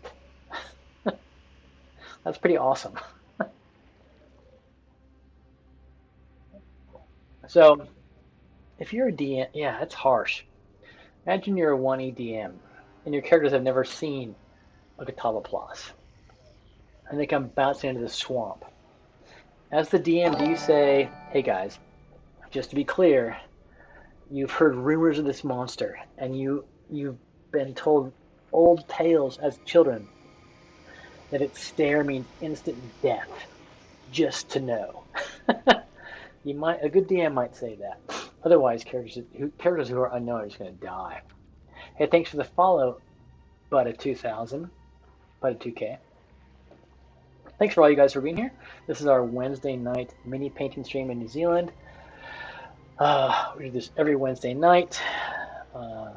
I'm not originally from New Zealand. I'm from America, but I've been an expat for decades in England and New Zealand. Tonight we're painting this Catawba. I was just discussing him, but also I am analyzing the results of my homemade Nuln Oil. Right here, my homemade Nuln Oil using matte medium, flow improver, black ink, etc. And I've got a little bit of a experiment here where here's my tile piece. This side is my homemade Nolan oil. This side is the Citadel Nolan oil. I think my homemade Nolan oil is doing pretty well, actually. And the reason for me making homemade Nolan oil, because I can make a liter of it for the same price that I can buy like 100 mils of Citadel. And I have castles to paint, like this one behind me. And so it's in my best interest to make my own Citadel-like washes, including my next thing I have to do is Agrax Earthshade. I need to make some Agrax. Right now I'm happy with the way that Nolan oil is turning out. Especially on the vertical side. Because if you don't get the flow improver and the matte medium kind of proportions correct, it cannot adhere. If you have too much flow additive, it cannot adhere to the vertical surface and it's going to fly off it, which is what I had with the previous experiment. But this one is doing well. See, it's actually like hooking in those bricks a bit. It's staying on in them, even on the vertical surface. Horizontal surface is pretty easy. But I want to also stay. So this is my own version of my recipe of Agrax, of Nolan oil, sorry. That's my recipe. And that's a Nolan oil recipe. Pretty good. I might, gosh, add another black, add a little bit more black ink to my recipe. Just a touch. I don't know. I need more. I think surely no more flow improver. That's for goddamn certain. But maybe just a little bit more ink and water. I don't know. Anyways, I'm gonna continue working on this guy while we let that sit. The Cataloplost.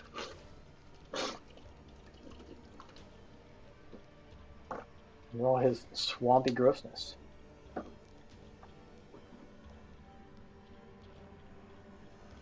Yes.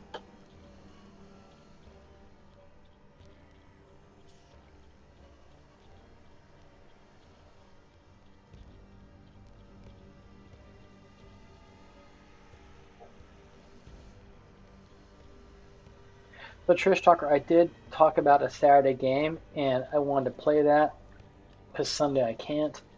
But now I might not be able to play on Saturday, and it's for a good reason. Loki and I are going to trade in her motorcycle and get maybe a new motorcycle for her.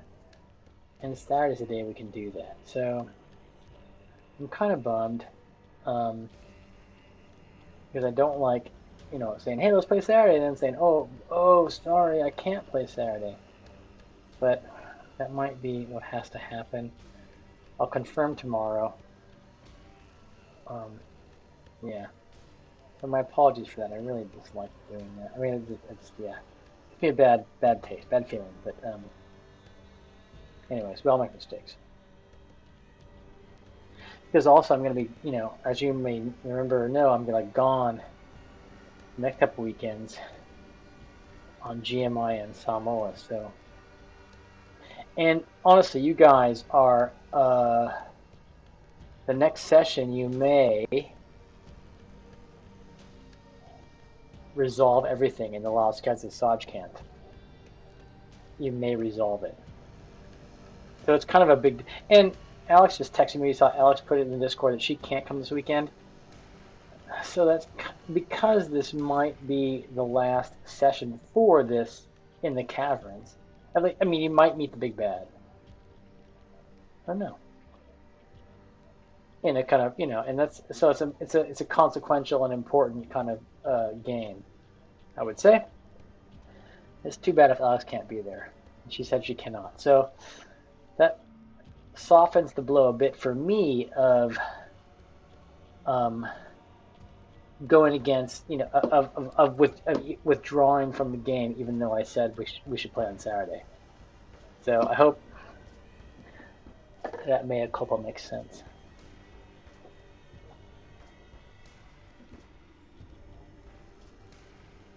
I'll confirm tomorrow. Yeah, yeah, you guys should all be there. kind of the culmination of a kind of series of things, you know. I'm kind of so. I feel like it'd be good if you guys were all there. So, there's that. There's the Cataloplas for the most part.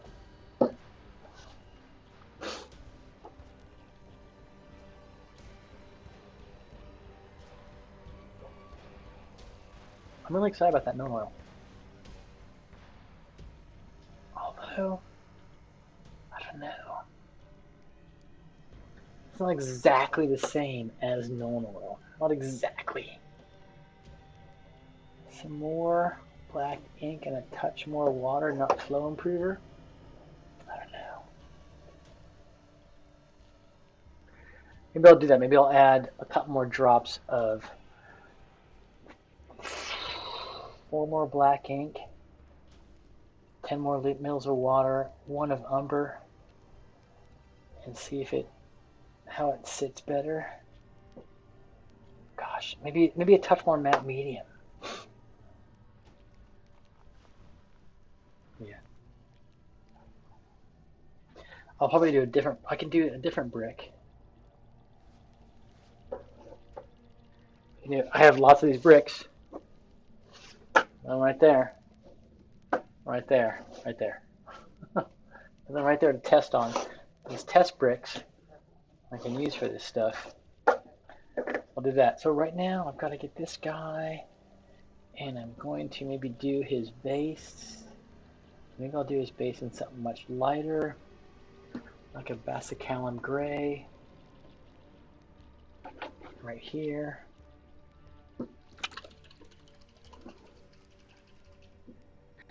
I'll do his wood in Darkos. I'll do that wood in, maybe I'll do the wood in Garganta. Do that wood in Darkos. No, something light. I'm gonna do that wood. I'm just gonna do the wood in a super light thing. Yeah. So I'm not gonna. Yeah, I won't do contrast paint for the base. Just for that. But I might do the base right now. No, I can wait actually. I'll do that log. I'll do the log beneath him, and then wash it in Agrax, and I'll start doing the rest of him, dry brushing him in like oranges and browns because he's disgusting. I'll do his eyes and his like little horny things and whatnot. Yeah. Because it's a holiday tomorrow, I feel like I can, you know, spend a bit more time with this guy and stay up a little bit later tonight. Sleep in tomorrow. It's good to have all you viewers here join us. This is Wednesday night in New Zealand, our mini painting night. So please hang out. Enjoy. That didn't work.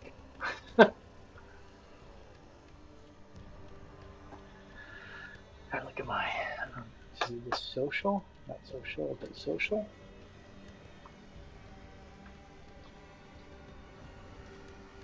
There we are. You can interact that way online if you so want to. Our D&D campaign is a Greyhawk based campaign, and there is a great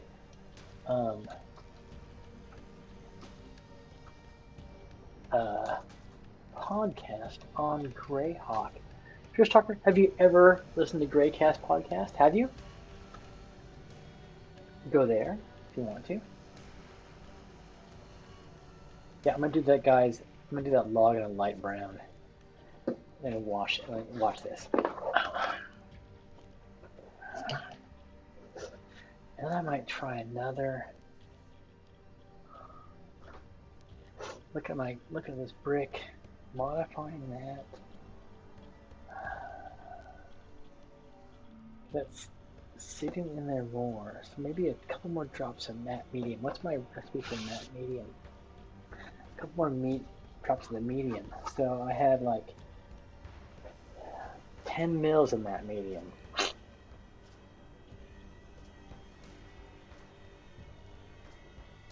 Oh,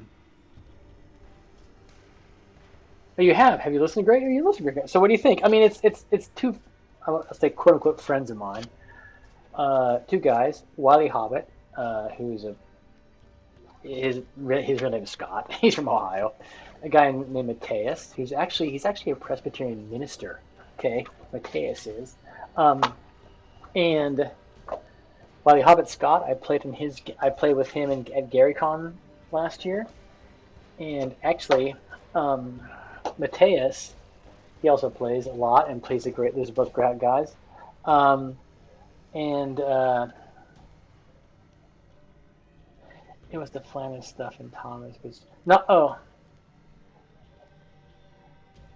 so you look at Tom's YouTube channel where he does all his Flaneus.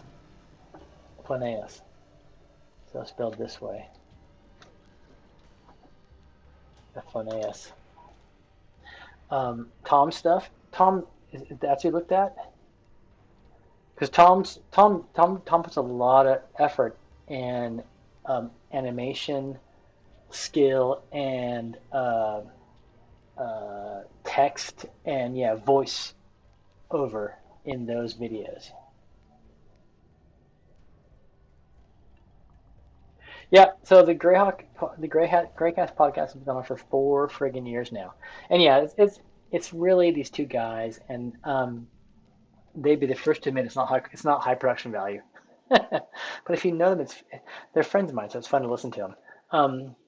But yeah, I play with one of the guys. I played in his game at GaryCon, Scott, and the other guy I played with him in a couple online games. And actually, I'm playing with him on Sunday. That's why I can't play Sunday because I'm playing in a game run by a dude from New Orleans. So it's their Saturday night, our Sunday day. So I'm playing in their game as a player, just on Discord, not streamed, etc. Um, but that guy who runs that game, a guy named Les Reno, is who goes by the handle of Oblivion Seeker on the Discords and whatnots. He's an awesome DM. It's just an incredible game. So, and one of my goals this year was to play a greater variety of stuff.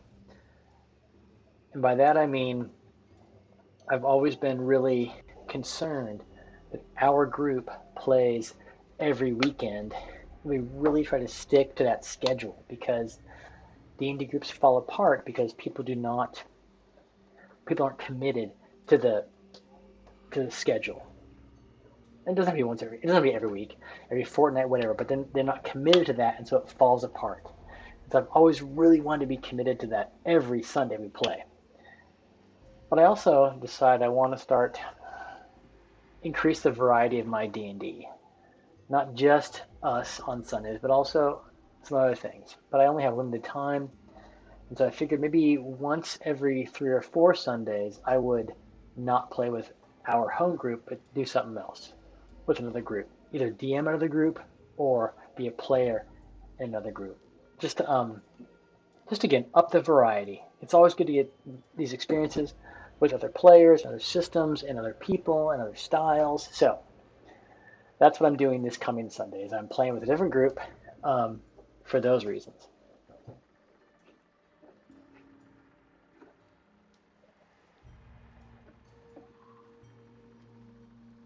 And the Greycast podcast, they occasionally mention me, so that's always good too. I'm gonna paint this log beneath this dude. I'm gonna start dry brushing parts of him, and then his teeth and eyeball, whatnot. Yeah.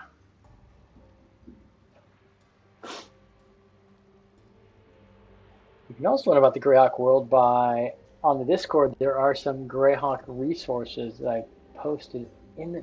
Let me see. Am I on Discord?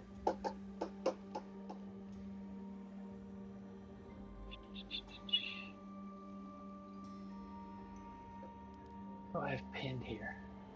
Pins. No, not mute. Pins. Yeah, pin messages. I haven't pinned anything in that? Oh. There's a Greyhawk. Okay. There's some. Okay. Okay. Um. Hmm. Hmm. I could indeed. put up more stuff in my Greyhawk resources channel on the Discord. So I might do that in the future, i.e. tomorrow. Okay, I'm going to do this log just as I want to because it'll pop nicely. Yeah. Dry brush in this guy, like other disgusting swamp colors. I don't know.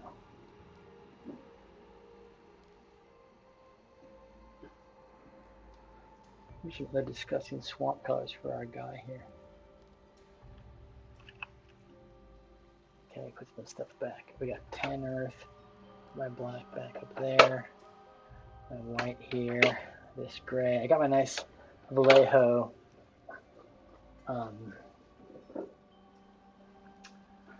paint trays over here, so I'm trying to keep everything more organized, but I'm going to get out my raw umber ink. I'm going to do an experiment in a bit. Okay. I'm going to use a smaller brush for this guy. This too will work.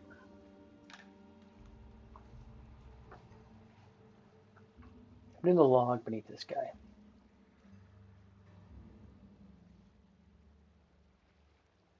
I'm just doing a little bit of log work here.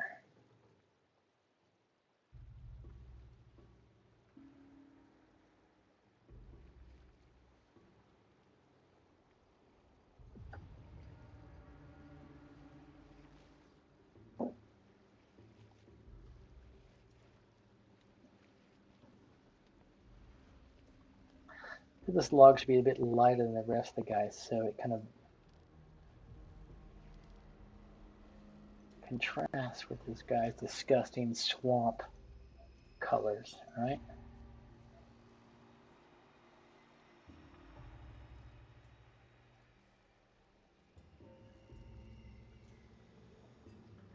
I guess Cafe had to get back to some real work, and that's why he's not talking to us.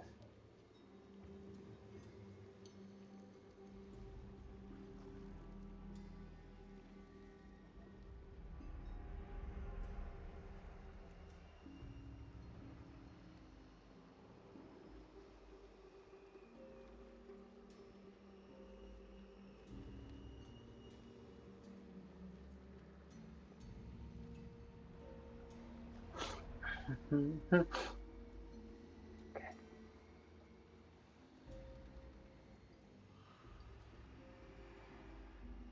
So strange kind of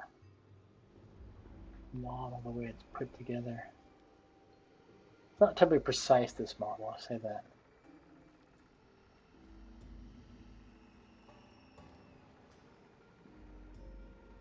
Like where this log begins and ends is not really precise. Okay, it gives you some artistic license, I guess. So, one way to think about it.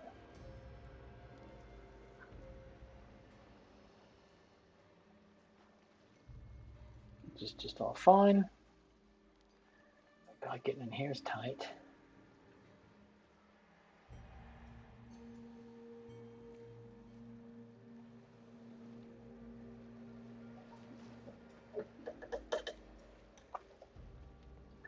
Thanks, viewers, for being here. We're doing some painting of a Reaper Mini Cataloplas, but also we are testing recipes for homemade Nuln oil, black wash from the Citadel. Just trying to make our own version of that using a bunch of nice high quality paint items. I'll get back to that in a second. As soon as I paint this fucker's log beneath this guy. God, what a pain in the fucking ass. It is.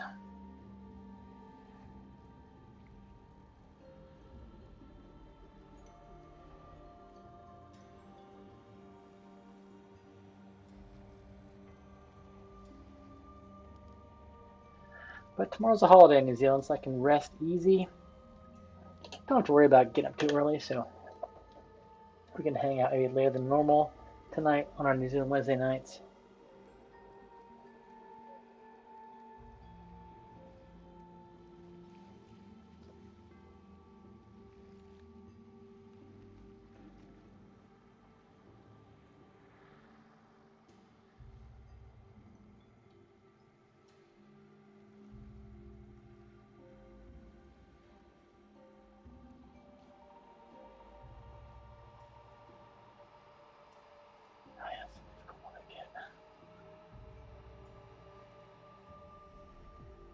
I'm going to stick with that as this log beneath him, and I'm going to wash that in Agrax so it'll pop out. Don't you worry. It'll look a little better. And now I got to think about how to. He's very orangey, this guy. So I might dry erase this guy in a bunch of stuffs, then use highlighting paint to really make him pop. I could dry brush him in like an orangey stuff. Is it amaranth red even? Wow. Maybe a reddy. I might even do like a green in there too. Christ, ugly as fuck.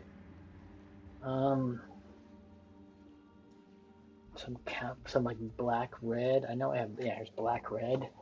That kind of shit. He's an ugly swamp creature. I don't know. Yep, I might use those kind of paints in a second to kind of dry brush. I mean, maybe what would I do? I do kind of the brighter stuff on top and then go to green and then black underneath, black, red. I don't know. But there he sits. I'm going to get another beer and then I'll be right back. Okay, so please stay tuned. I will talk to you shortly.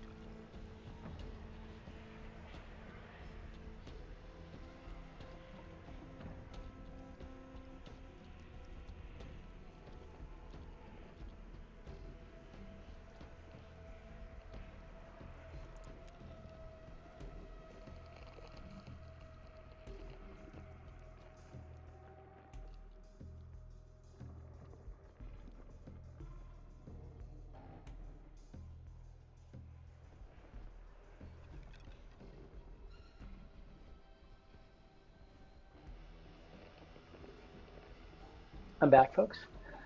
Good to have you out here. This is our Wednesday night New Zealand mini painting stream. Tonight we're making washes, we're painting catalaploses, drinking beer. Well, we kind of do every Wednesday night. Really. Tomorrow's a holiday in New Zealand, so a bit more license to stay up late tonight. But I'll even finish maybe I'll even finish the catalafloss. Who knows?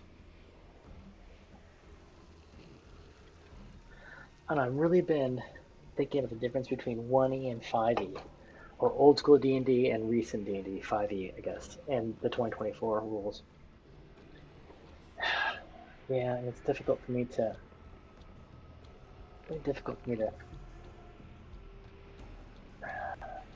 well, I don't know. I play 5E mostly, but I find it harder and harder to like that rule set. Just difficult for me to like it.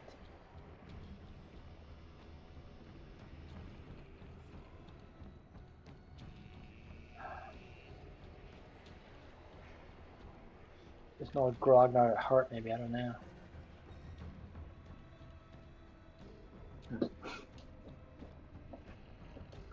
But I'm not alone. There's many 5e players who are finding it more and more difficult to enjoy 5e at higher levels in particular, given the heroic abilities of the characters at those higher levels, and the difficulty of instilling fear, which I don't know. D&D has become something different than it was 50 years ago. That's for certain. There's a good set of articles in the New York Times today, I believe, by some psychologists talking about how. Look at one of my pieces here, my test pieces of my known oil. Yeah, that one's pretty good on the side there. It has to be on the base, but the wall is what I'm really concerned about. Getting really good walls. More black ink, more matte medium, more stuff to hold it, I guess. Yeah, maybe more of the medium to hold it. I'll have to look into that. So, the article in the New York Times by a psychologist is talking about, what we all really know. It's just the age of total narcissism and self-importance in global, and particularly American culture, right? And I will say that is reflected in much D&D, where the focus is on individual characters and their greatness.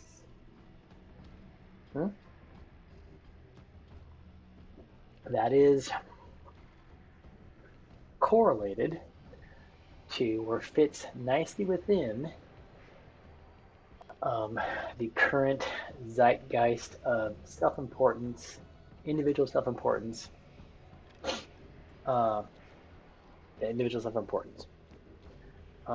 whereas previously, the origins of D&D are much more about the group, and their ability to solve problems together, not individuals. And that's the D&D I grew up with, and it's the D&D I prefer, well, probably only because I grew up with it. It's not inherently better. And I don't think it well represents today's default view of individuals, as I've just said. So, it's actually all very complicated and interesting to discuss. I'm going to put some more medium. First, let me, I'm going to modify my recipe again.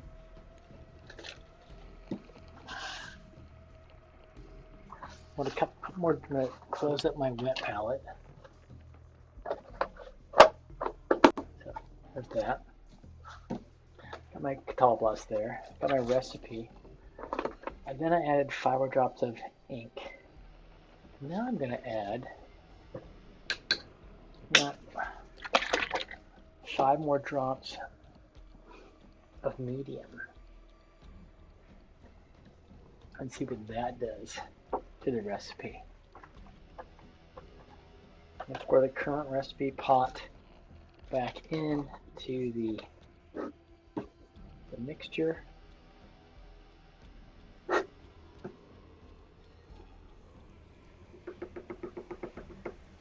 it is. Oh, hold on, I'll leave that there.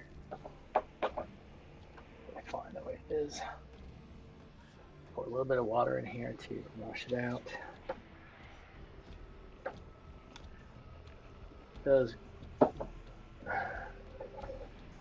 good watchers will know that I've got all these little accoutrements here. Okay, I'm going to add more matte medium. I'm essentially doubling the amount of matte medium by adding 5 more drops.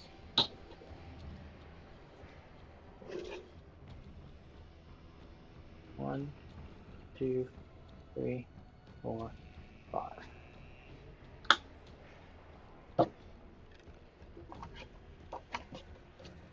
take my notes. I'm going to say that 5 more drops of ink, and this was better. Now, 5 more drops of medium. Does that make it better or worse? I don't know.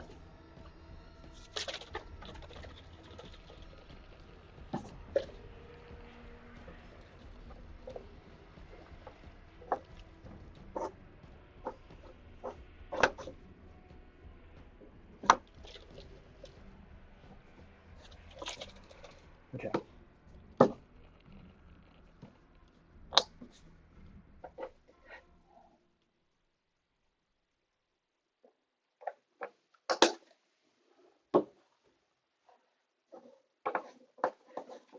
I'm going to use this bespoke Nuln oil to paint this guy.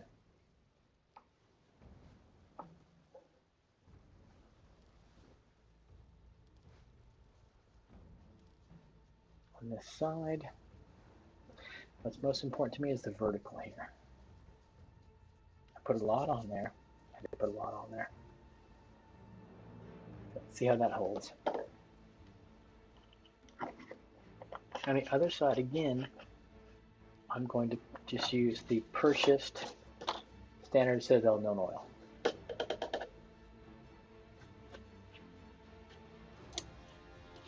We'll see which one looks better. I put a lot in there. So it is partly coverage too, of course. There's a variable that's difficult to control.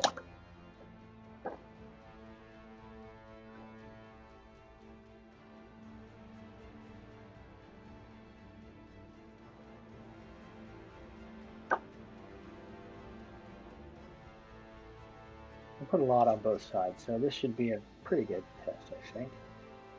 Okay. I might have put more of the Nuln oil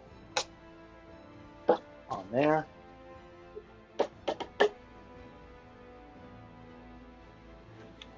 Okay. Let's put this aside for a minute. Look at it right now.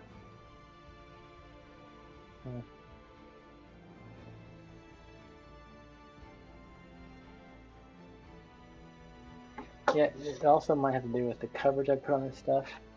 Again, difficult to kind of be super systematic about. This is what I'm doing. Okay, that's the current experiment. It's there. We'll push that aside. I got my test bricks over there.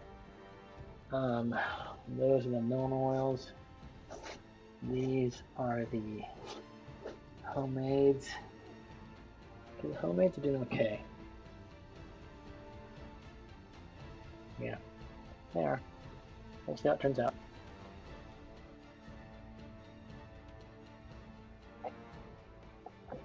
I'll probably end up doing the rest of these tiles with this homemade. Yeah, we'll see how it works out.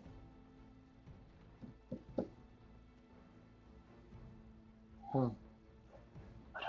It's not quite exactly. Maybe I may do some more.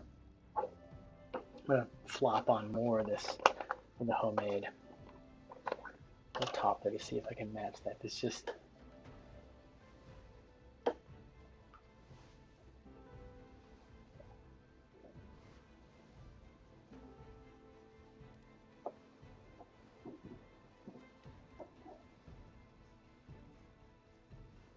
gosh, there's a fucking lot on there.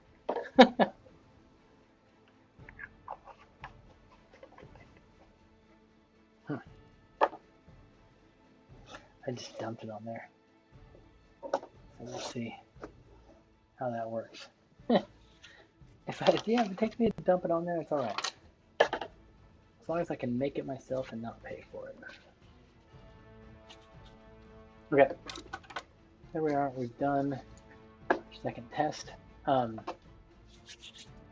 Let's go back to Cataloplast, and I'm going to use some Agrax on the log beneath him. And then we'll start dry brushing various parts of them.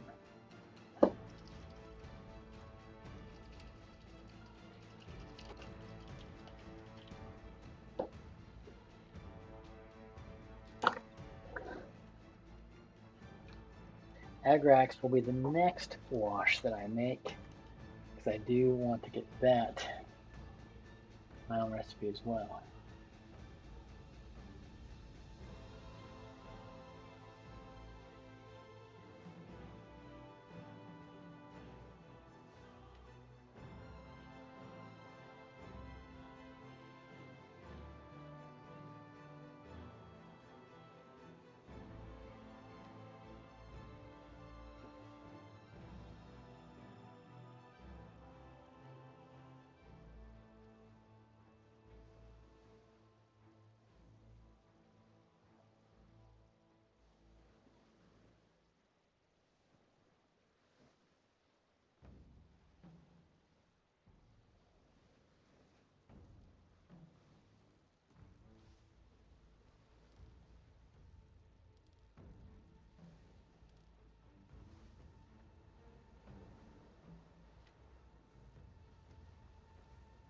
Okay, there's a log under the cataloplas. That's good. Now, put Agrax back, my Nona back, this inks over. I'll put this inks back.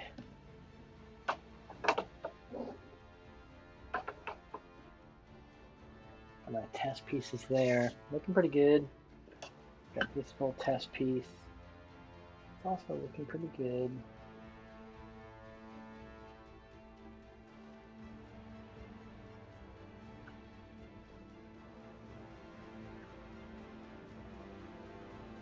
How's it look compared to this?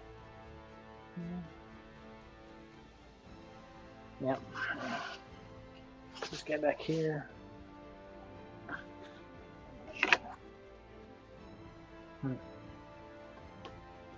Yeah, I might do all these guys tonight just to I'm done with that mixing it up. I'm looking at my tiles right now to see my test pieces. This is the purchased Nona oil on that side. That's my homemade stuff. Spilling off everywhere. I think it's pretty close. I think it's probably close enough. I could consider that recipe a good one.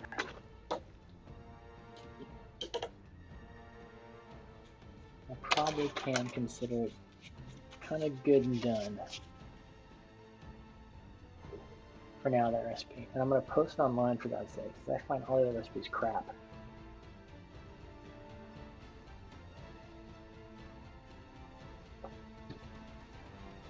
Alright. And all the other Nona recipes. Yeah. Probably going to stick with. Okay.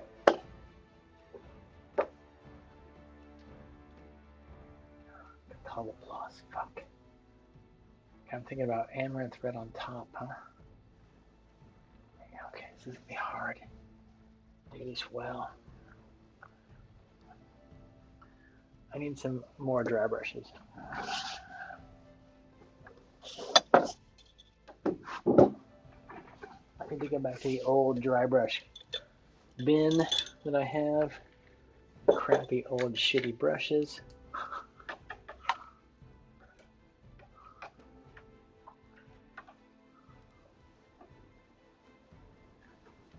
I'll mix up this, is it amaranth? Amaranth red. It'll be light. I'll go from that. Or should it go at the green on the bottom? Yeah, we'll see, because he's sitting in the swamp all day, so. We'll see how this works.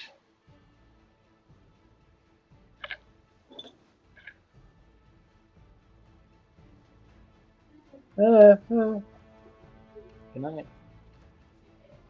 Ah!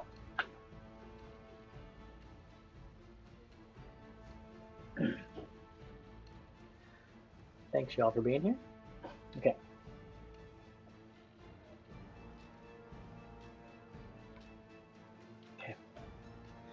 Amaranth red dry brush on the top of this guy. Far out. Wow.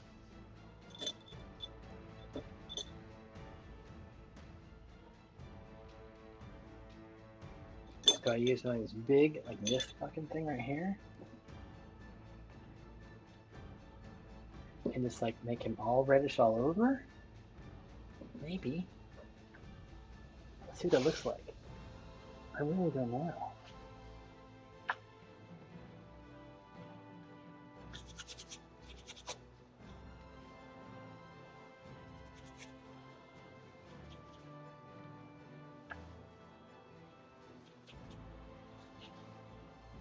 Let's see what this does.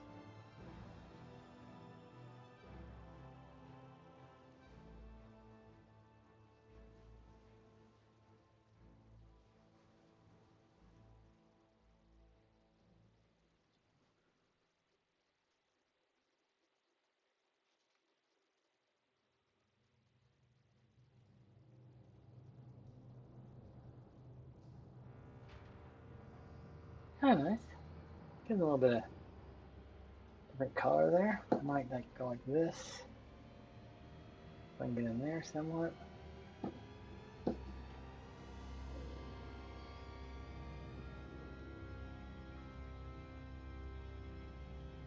want it too much.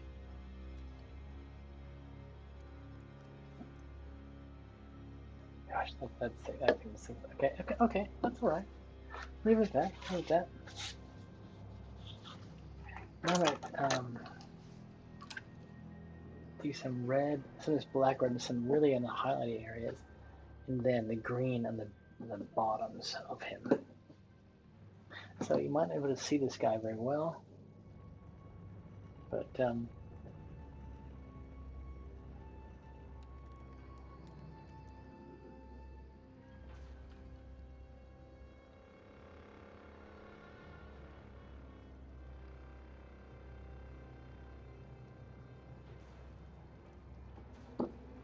and then we'll do yeah, this amaranth red. I'm just really in the highlighted parts. And then I'll do green on the underbelly of him and the underparts. And then we'll do teeth and eyeballs and whatnots and claws and things to really make things pop. How's that? That's our plan.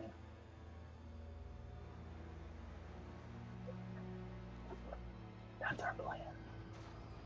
Then look at my things. Yeah, I think it's all right. I think it's all right. My current recipe's okay. I'll set the recipe sit. Okay. Then this rojo nejo, so black red. I'm gonna use that. I'm gonna dry brush that over kind of his like highlight parts, his rump, like this kind of stuff here, that there, that kind of stuff.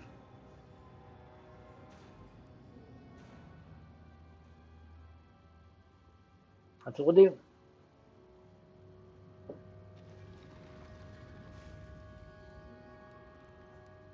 Okay.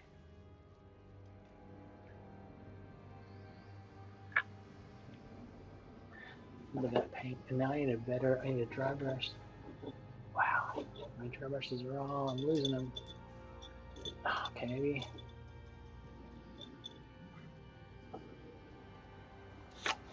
Again, it's gonna be really hard.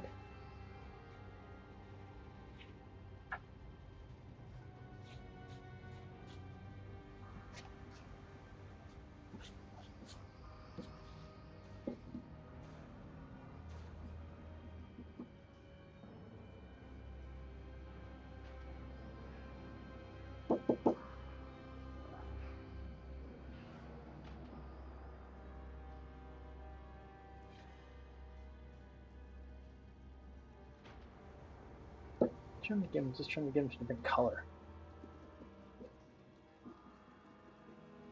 You know what I mean?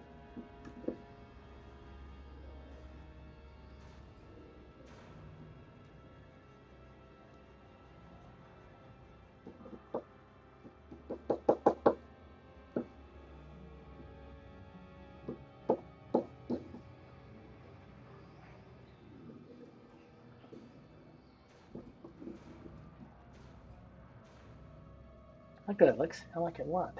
Okay. Now I'm going to do that green. I'll come up from that on this tail and whatnot. I think this is better. A little more light. Maybe a little bit of this red on top of this thing here. Tie his head into it. This too. That's it. Yeah, okay, I'll put that brush in there too. Now we'll do some green on the bottom of it. We'll work on all the kind of little bits and bobs of him. He's looking good. He's looking all right.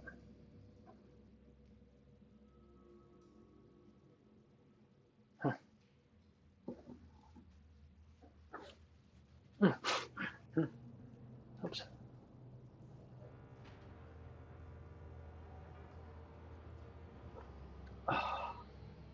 Right. Now the green on his undersides. I don't want it to be too rough, but I'm going to do it. I need to do it. I got another dry brush I can use on it. And then we'll start to do his little bits and bobs. Yeah, we'll do, make his eyes like, well, he has his death eyes, so I'll probably do them in yellow and do a cat's eye kind of iris in it. And that'll be fun. And I got all night. Really? It's 9:45, but tomorrow's a holiday, so I can take it easy.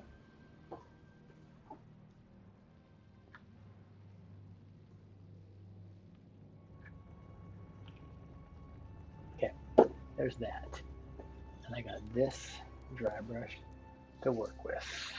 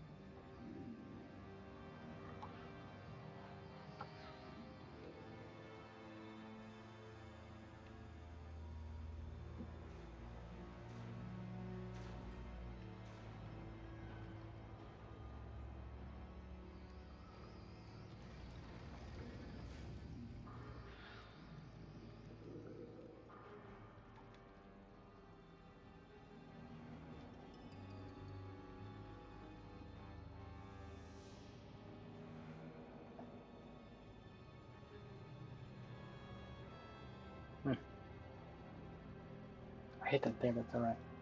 I didn't mean to, it's hard.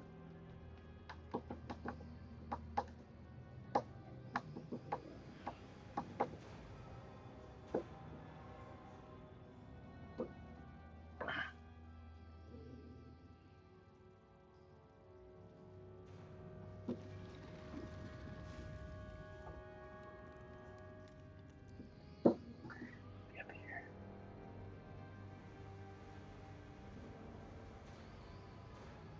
Doing this to tie the colors in. I like it. I like it a lot.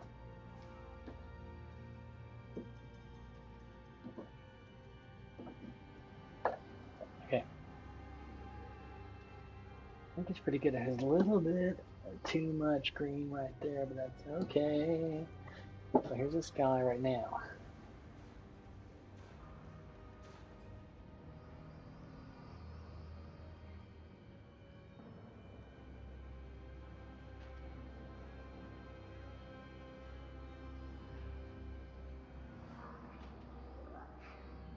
Hey, thanks, Trish. Yeah, he's better than he did. He's better. He looks better than he did. Look, a little bit of that's kind of an F up right there. That green up there too high. But I don't know. I'd difficult to get that out of there right now. I could perhaps. I mean, do a little bit of this.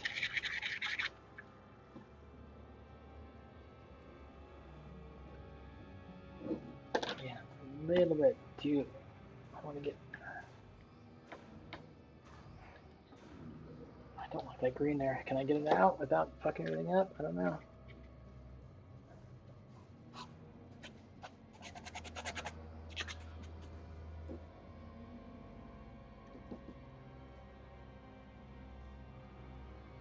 Now that green back a little bit. Yeah, I can a little bit. That's good. That's better. So I was able to dial that back a little bit. It was just in some dense moss. That's right.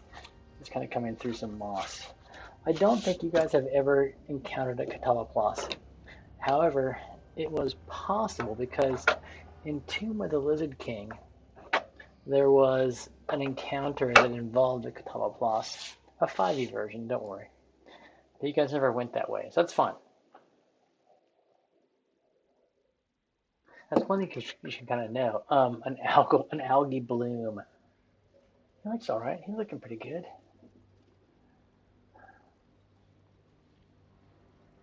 He's nice and modeled. And now I'm gonna do his eyes and teeth, hide everything, make stuff pop out, his claws, etc., and hooves, whatever they are. Yeah.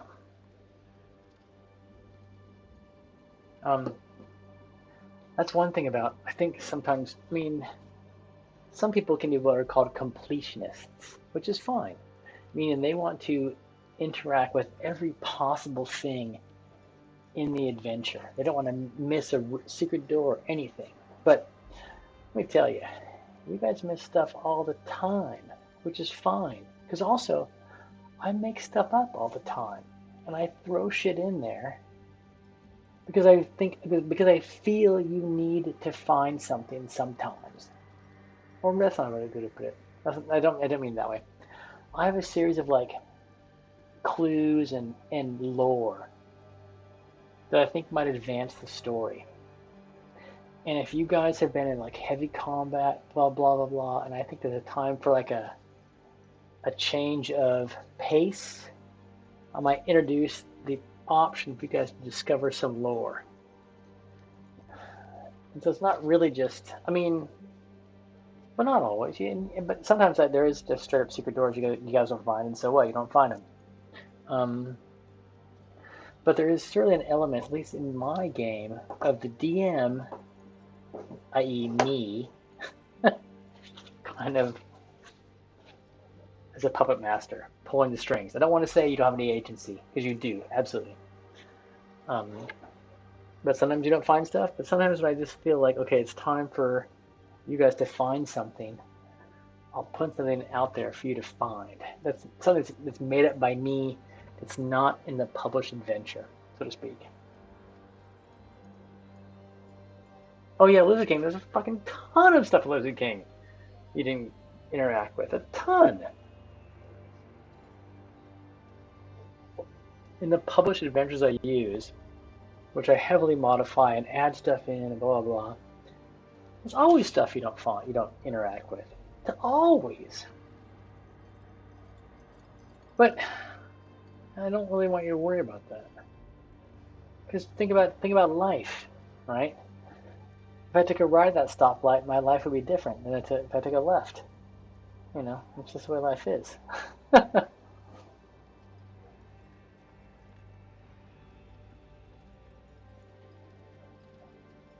Yeah, what I do is I write down, before every session, I try to have a series of lore tidbits. You know, hopefully between like 8 and 10 lore tidbits that are relevant to what we're doing. And I drop them in where I feel they are appropriate. Or, you know, I think, okay, yeah, that's it. I drop them in where I feel they're appropriate. That's what I do. And I don't know if most DMs do that or not. But I find it to be a good strategy. Okay, I'm going to paint this guy's head.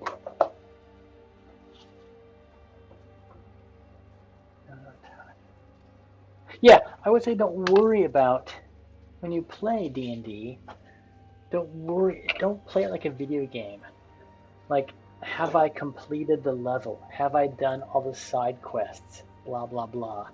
No, Treat it like you're a barbarian and you're moving through the world. That's it. And let go of the need to complete. Let go of the need to find all the treasure, all the secret doors. Just like in life, there's countless secrets amongst your friends and colleagues and adventures of life that you don't know about. And you just don't know about them. That's fine. Okay. Time to work on this guy's eyes. I reckon. I try to make the D&D experience like the life experience, right? You try to like, so you go home at night and think, okay, gosh, what's going on next? What do we do? Blah, blah, blah.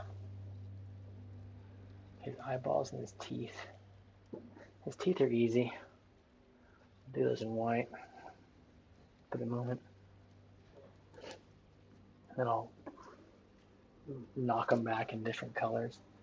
His eyes I'll do in yellow and put a cat's eye iris. I need to highlight all that shit. This guy. So it's easy to mac this guy out like that, but now I gotta really make him look good. That's gonna take some time.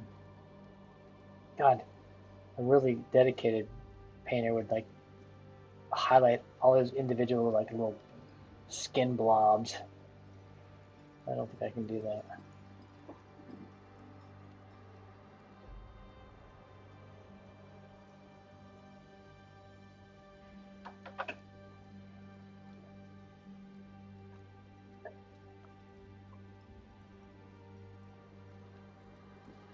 This is his teeth.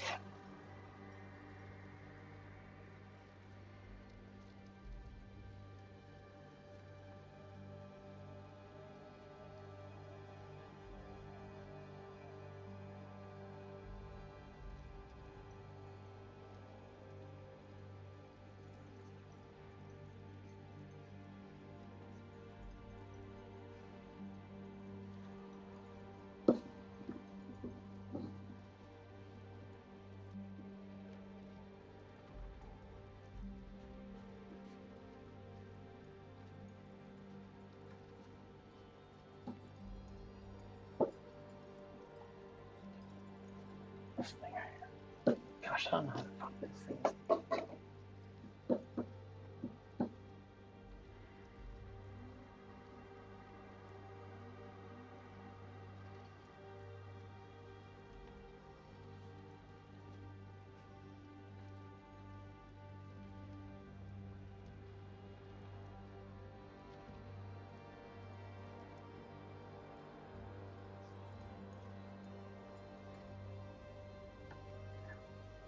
I don't know, True Shocker. Everyone has their own way to play D&D, and they're all fine. I have my way, which I try to instill in players. That's not, not for not everyone's cup of tea. That's the way life is.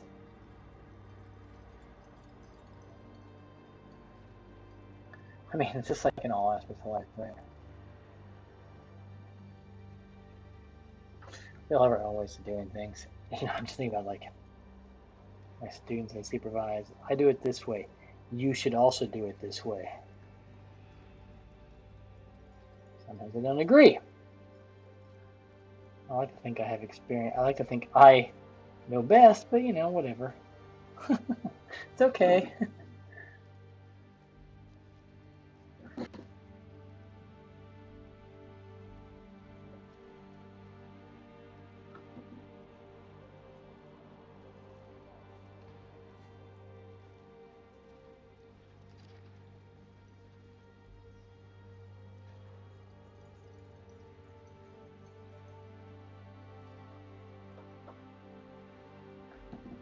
Here's a set of teeth, right? Rawr. Gosh, I gotta take all my dry brushes and get them out of there. I'm gonna do that right now. And they're not clean, but I just gotta get them fucking out.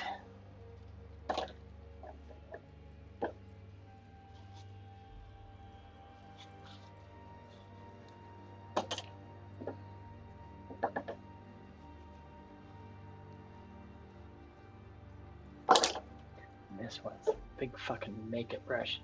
This dry brush is a make-it brush from like a dollar store. Far out.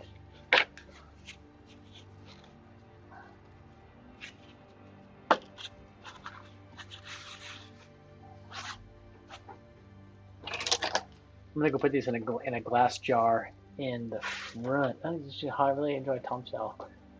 Yeah, Tom is I know Tom his Tom style rubs some folks the wrong way because Tom just fucking jumps in and but also I mean I think Tom also knows I'm like it's I'm the kind of DM that's like if you do fun stuff I'm gonna try not to punish you with death. Right? I mean occasionally you might do something totally stupid and you're gonna die. But if you do something cool, I'll try to make sure you don't die. You might, but I'll try to, I'm not going to kill you for doing something. Try to make it cool. I'll be right back.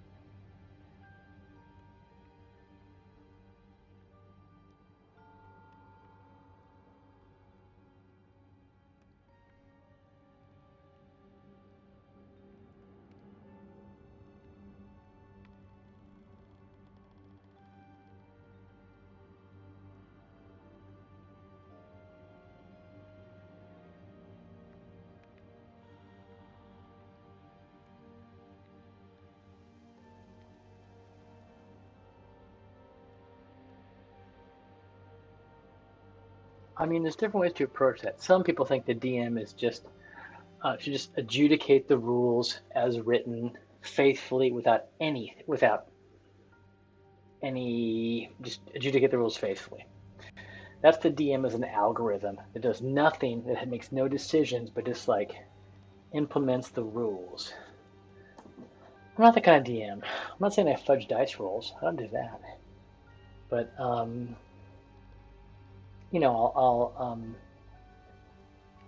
I will I will kind of I want to say create dice rolls. I'll say, okay, if you're gonna do this, here's what we're gonna do. We're gonna make this roll to see what happens. It's not like the roll is usually not do you die or not. It's like, okay, which consequence will occur, and we'll try to make it fair based on all different kinds of probabilities. So yeah, not the kind of DM that like says that is totally a neutral arbiter of the rules, because that's a computer algorithm. That's not what I am. It's not fun. I try to advance the story with your all's, I would say, tacit agreement, because you might not know what I know. Obviously you don't, but I try to force you into any decision that you have to make. That's not fun for you.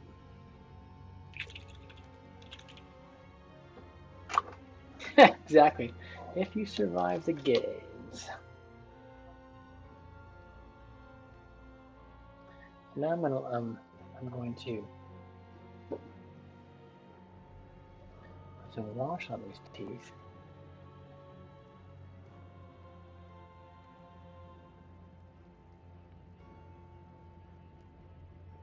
Of a couple of different kinds, you'll see. This is Agric. I should have used Reclin, but it's alright.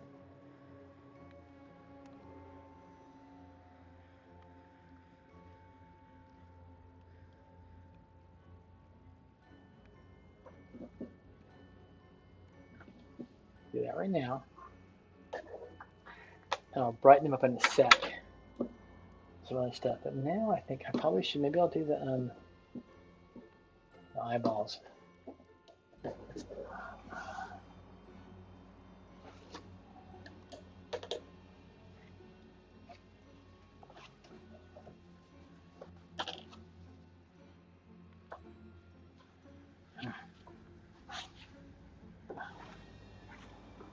white palette here.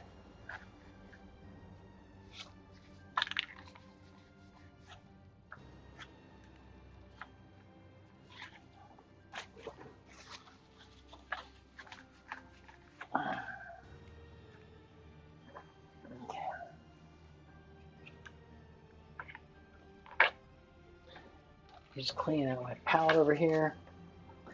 Now get back to this guy. Gosh, this new mag that I got is pretty impressive and how I can see through it. Okay. Eyeballs. I'm going to, do those teeth differently in a bit, but okay, I'm just going to focus on his face now. His face, we're up here, let's figure his face out. And eyeballs are yellow.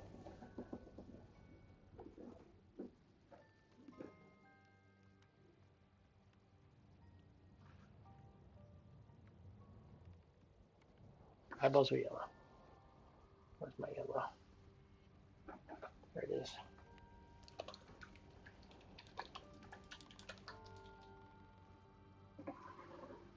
I'm pretty happy with the way my Nuln oil has turned out. It's pretty good. Gosh, I don't know how to make it exactly the same. Yeah, I don't know, man.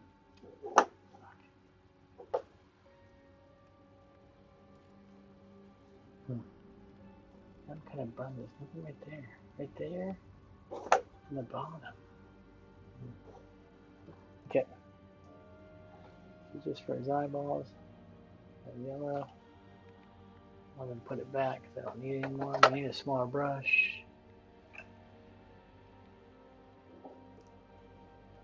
Sure.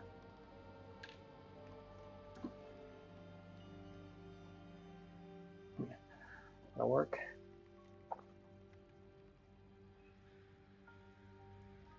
I should have painted the eyes white to begin with.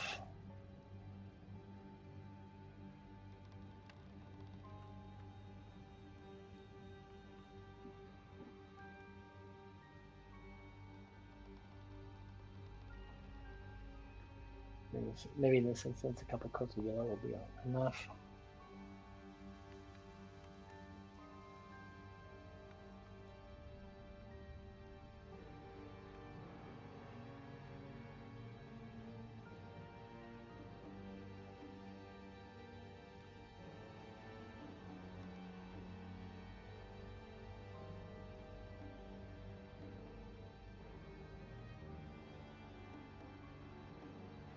We'll see if I'll want to sit there for a second and dry it, and I'll do pupils right now. I'm going to do some reddish, light red highlights around his face. So for that I need, I think a bit of the dark red and then some white added to it. It's alright, I got about here. I'm still streaming, man. It's been for 3 hours so far, you know. I am, tomorrow's my Tongi day. I'm gonna work on this guy for a while. I just got my, you know, might be within an hour, one more hour till 11 o'clock my time. That's not super late. It's 10:05 right now. An all-nighter. Nah. Hey, are you 4 hours behind us? Yeah, you're 4 hours, right?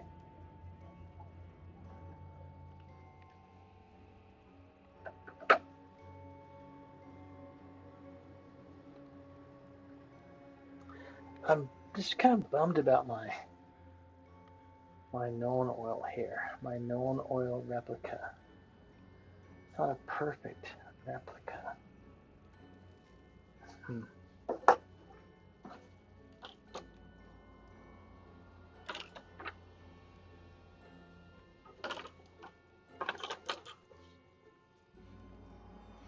5 hours. Hold on. Is that you or us? Do we have dance savings yet? No. When are we going to dance savings? Fuck. Don't say that.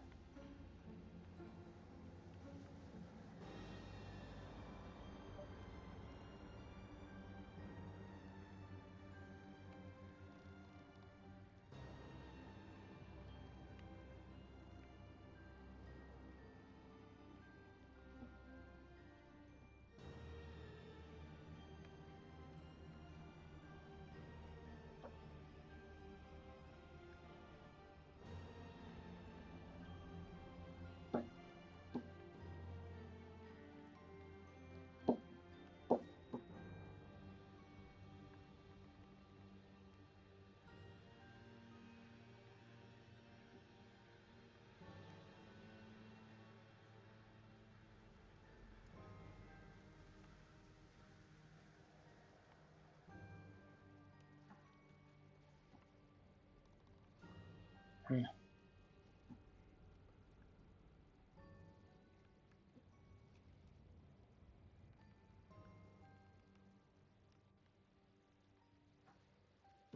What to do his horns and all that stuff. Maybe some horny things here.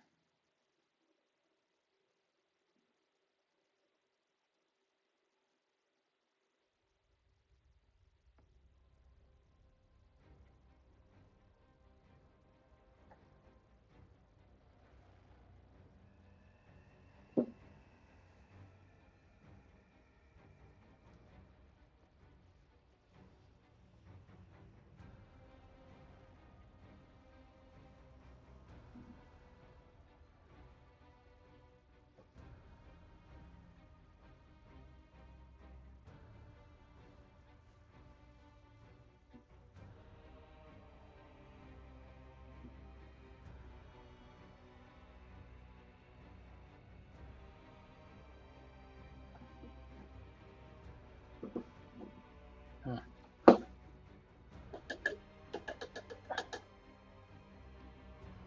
I never know when daylight savings is in any country I live in. I have no idea what it is. Springish and fallish, right?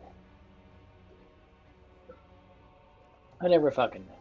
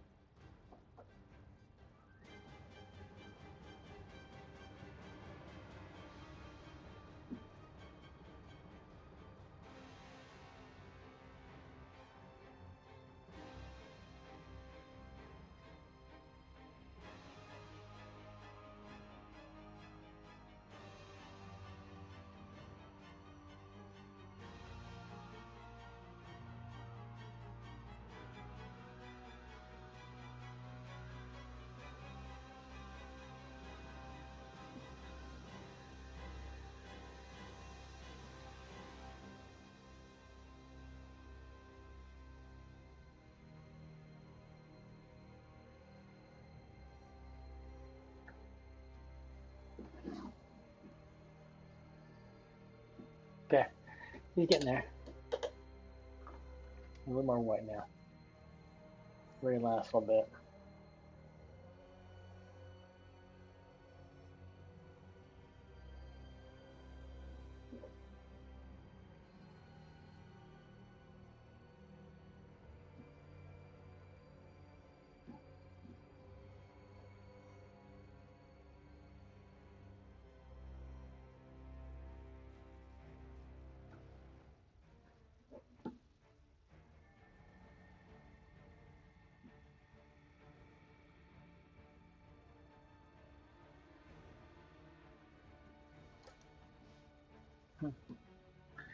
Just the top of this shit.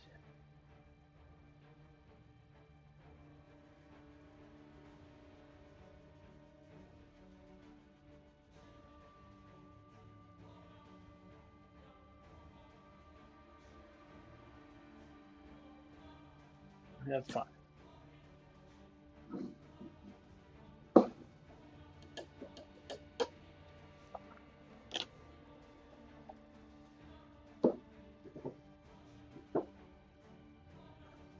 Okay. His head looks a bit better now. And yeah, I'm gonna do his mouth more and his eyeballs, but I'm gonna do that. Some green kind of highlights down to his kind of mouthy parts. And that's really fucking shitty, gross. green looking stuff. So it's olive green and some white now, to down to his mouth part. And then his eyeballs.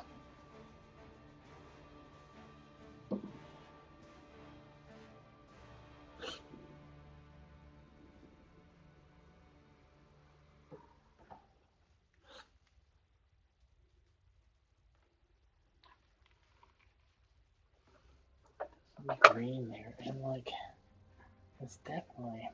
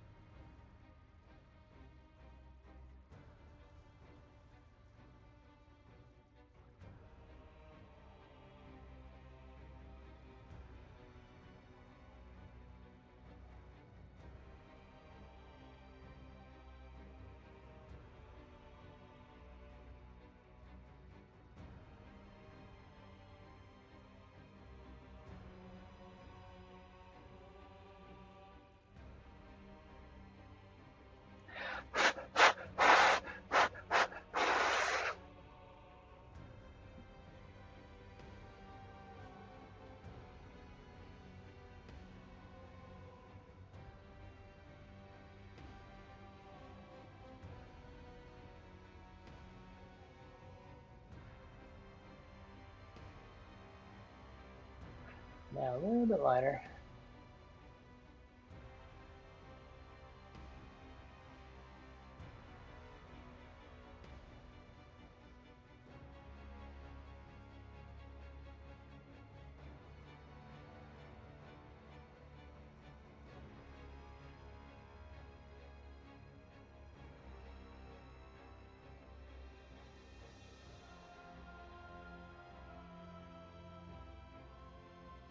That helps. I'm gonna do his eyes. I'm gonna yellow his eyes again, and then I'll actually work on the irises of them. But I want to get them. Yeah.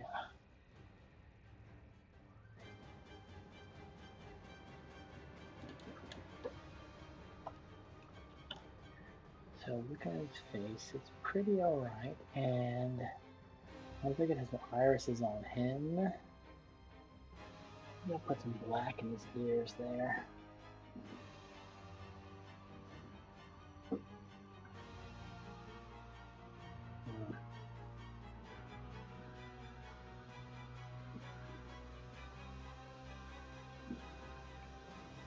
Yeah, okay, it's not looking that bad.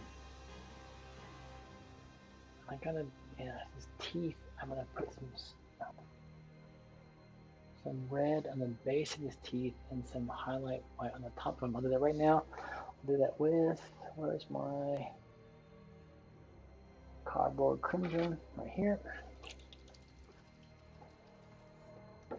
You'll see this, it's not a very sophisticated technique, but it works.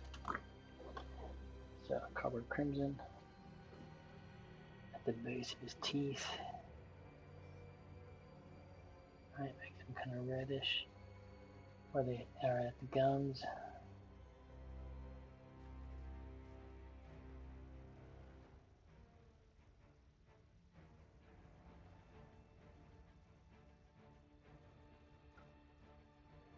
Yeah. Now I'll take some white. I'm gonna try to streak it up.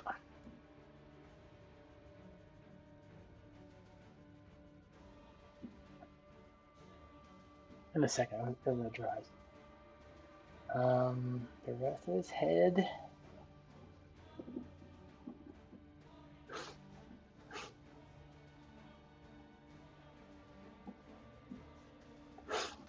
So he's green and brown and gross and whatnot. Maybe the tips of his clubs thing will be really a different color to make them pop out. Like blue, like blue. They'll be blue is what they'll be. Absolutely. Blue will make them pop off the greens and the reds. That's what it will be. Mm-hmm.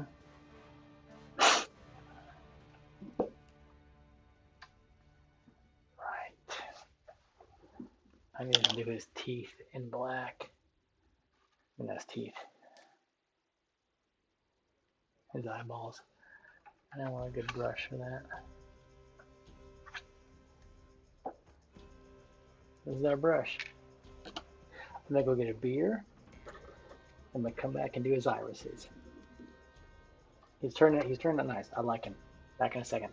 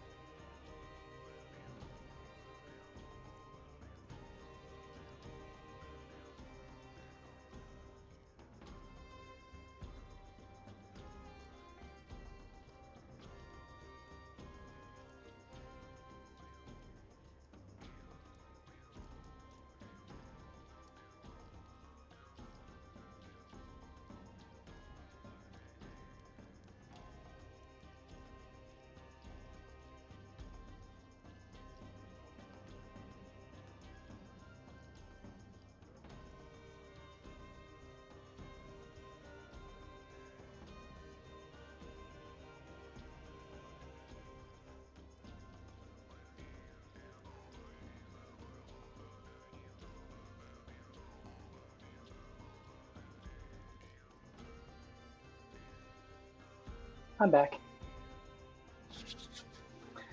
So I'm really happy with the way the guy he looks right now. His face, his eyes. And I'm now going to pour myself another beer and then keep working on his face and his eyes.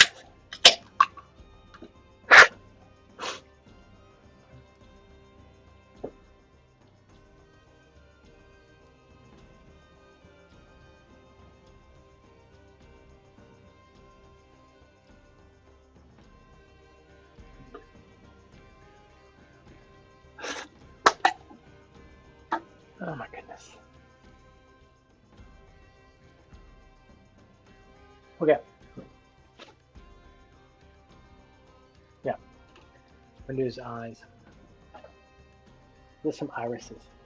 Give him kind of cat's eye irises. And it'll be kind of difficult, but I'm gonna try my best.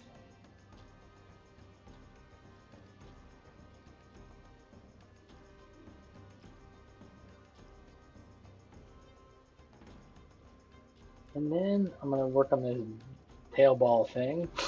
Maybe do his. Yeah, I'll do the rest of those things on his tail as well. Get a little more black here.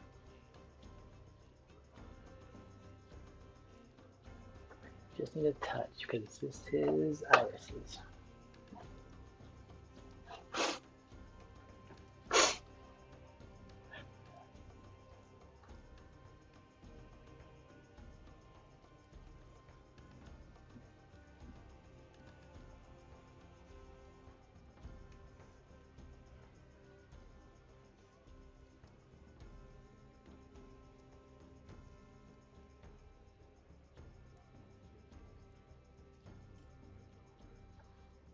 kind of cat's eye. Yeah.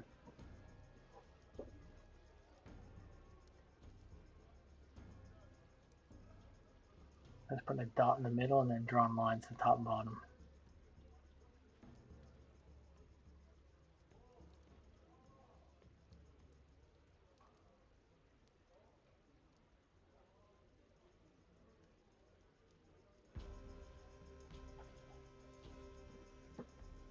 Cat's eye.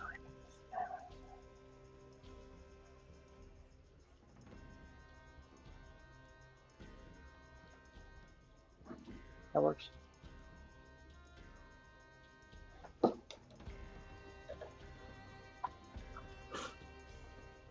Just so that works.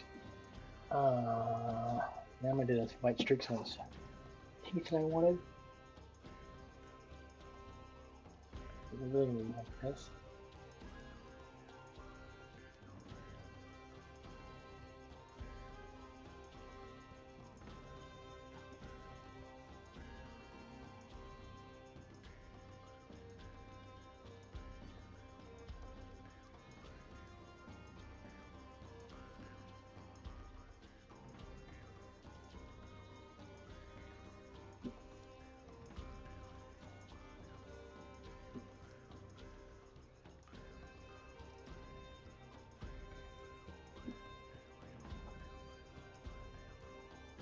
Pretty good. Those are okay teeth. I think those are okay teeth.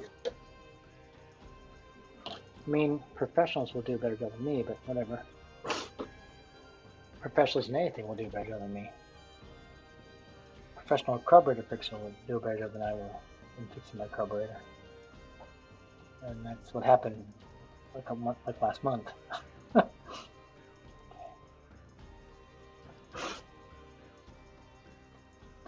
Right, I'm gonna do the rest of those little spiky things, I think. In the reds, which I hadn't thought about before, but I will.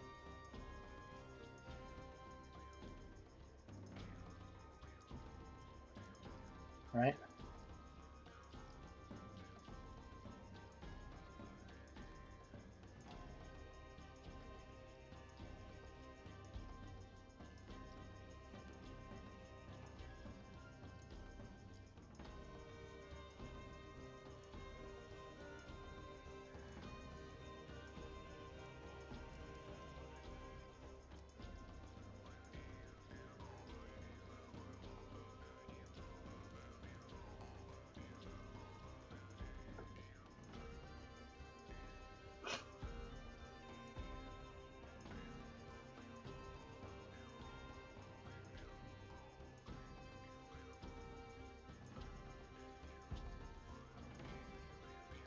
Might dry brush some blue up here to blend in with the blue on the spiked head.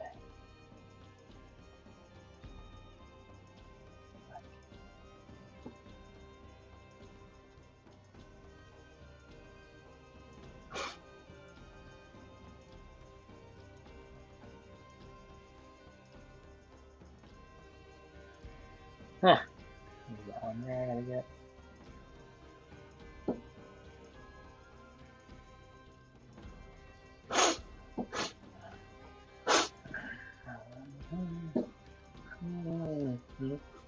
Just going back to look at him.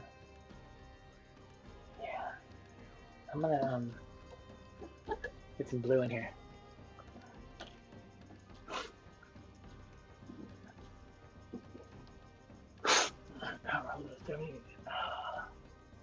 Dark sea blue now, it's gonna be gray blue, but maybe add some gray than I can to it perhaps.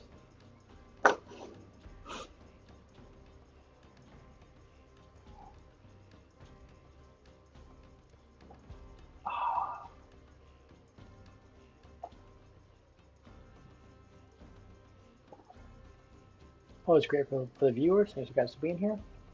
This is our Wednesday night mini painting stream in New Zealand. We've been making a Mill Oil wash, and now we're painting this Catala Blossom Reaper Minis.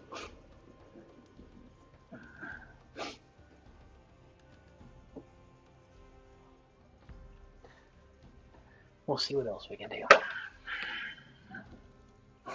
Okay, yeah.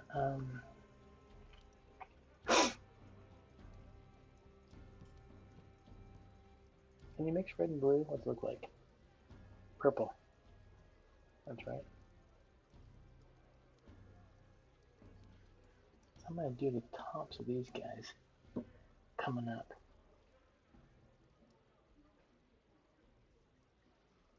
Some purpley stuff.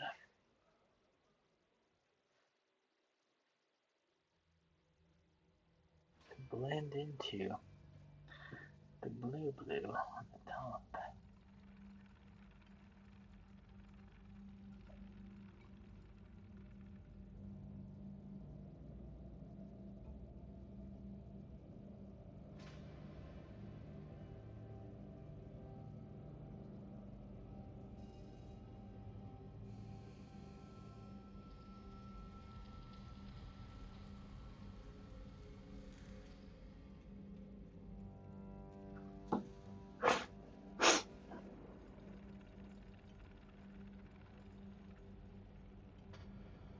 And more blue now.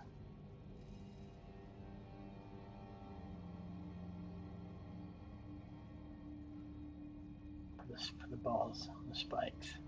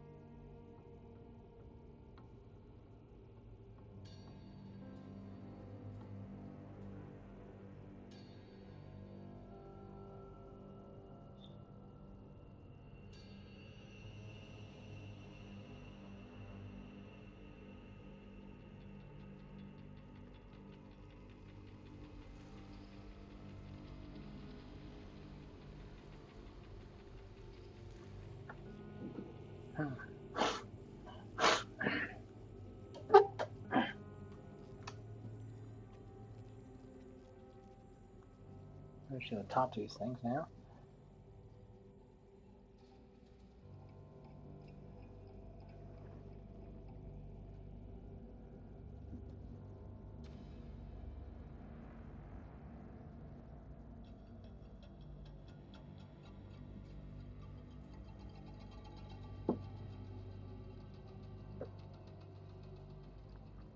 And then a touch of white on them.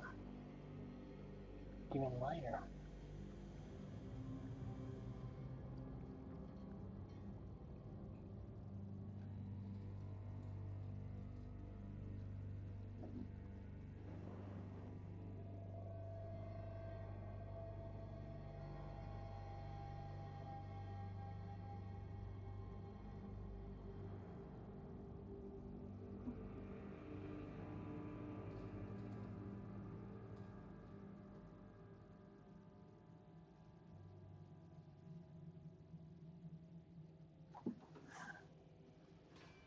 Okay, so where are we at with this guy now?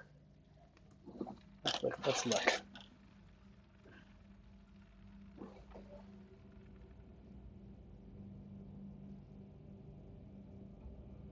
His face.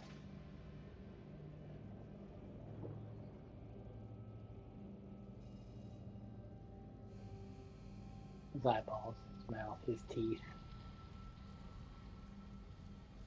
his body, a variety of colors. Sorry. Got his spiked tail, blue spikes, I know, but you know. But they're going to pull it back some. I do his feet and his base. He might be kind of getting there.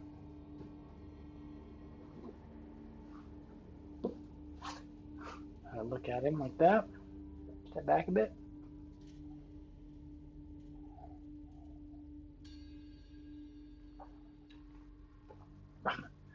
Does it look sufficiently disgusting? He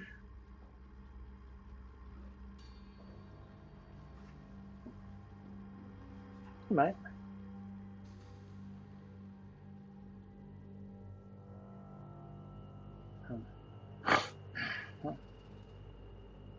Yeah, I think I'll do his hooves in black. And then, of course, do some gray highlights. And his base, and this guy might be done. And look a lot better than he did. I'll say, seriously, a lot better than he did look.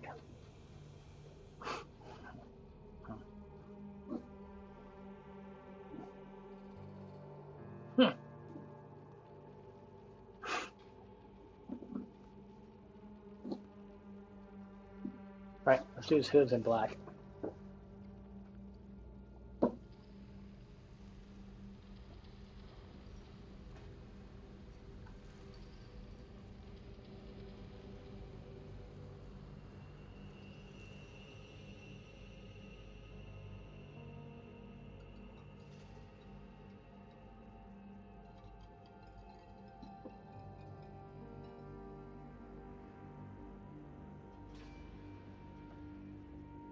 Because his hooves should be in black. I'm gonna highlight, I'm gonna touch them with gray.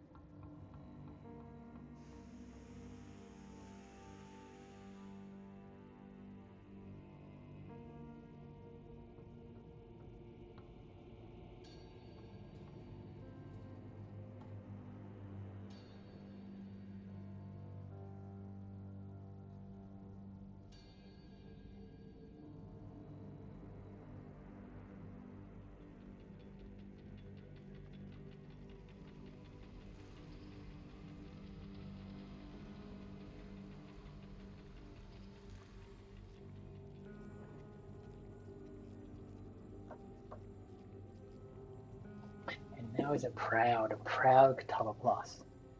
He really is.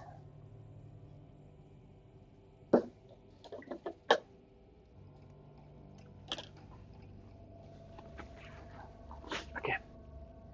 And the base. The base of this guy.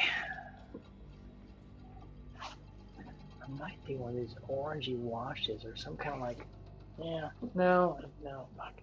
Brown? Light brown.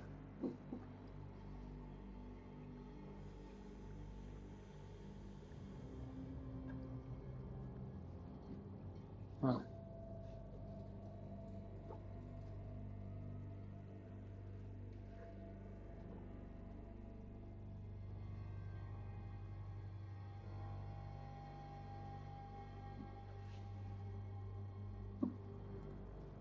That tail will thump you.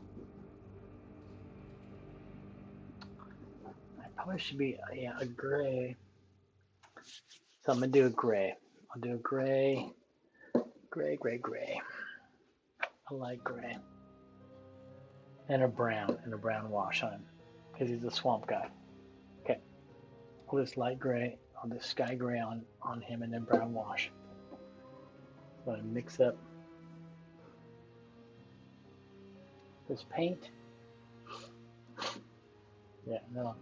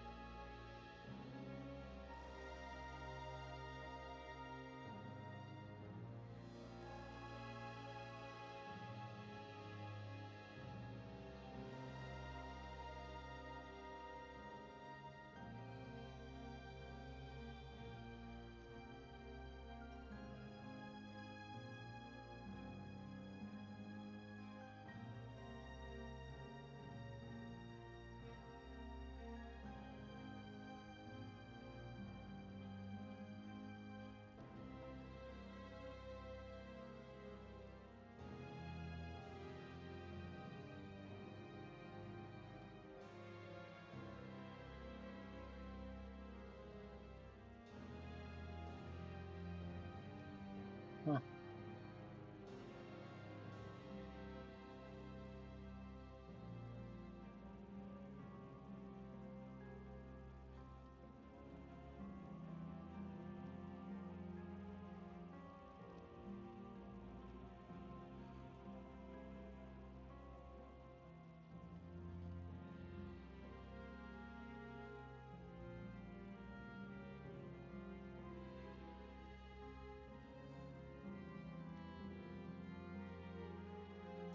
I got this guitar plus about a year ago in Texas. I think on the way back from work in Brazil.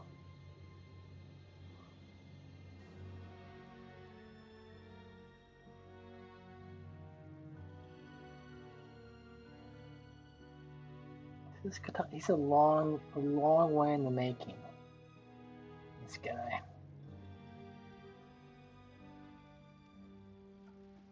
a seriously long way in the making.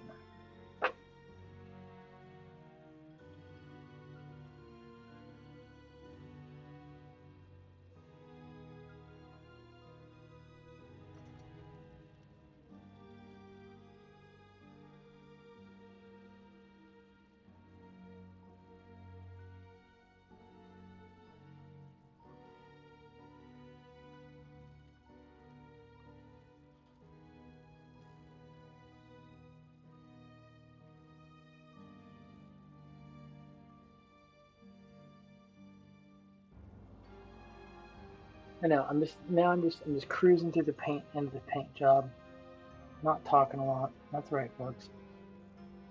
I still appreciate being here.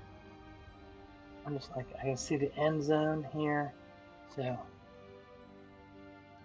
just getting this guy done.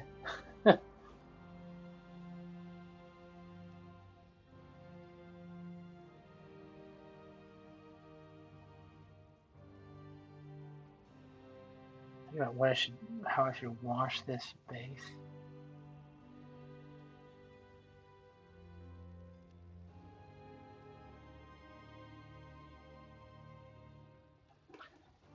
Should I do it in a brown? A basic brown, like Agrax, maybe even? Probably.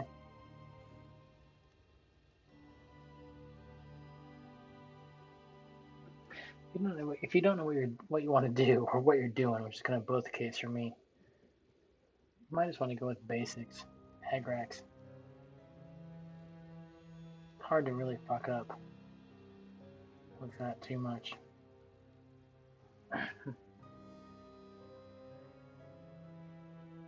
Seriously, hard to fuck that up too much.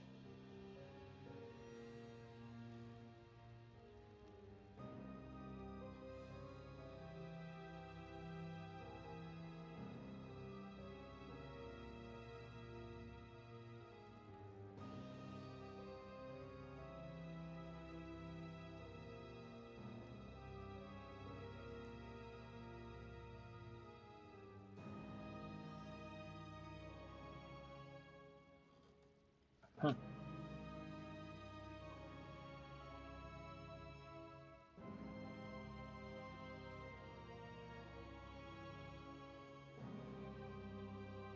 Yeah, might use a smaller brush now to finish this off, this base.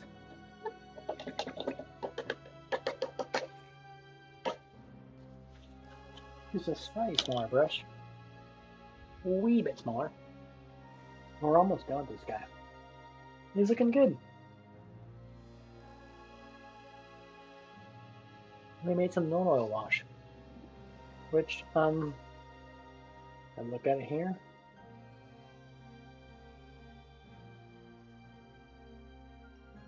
Passable. I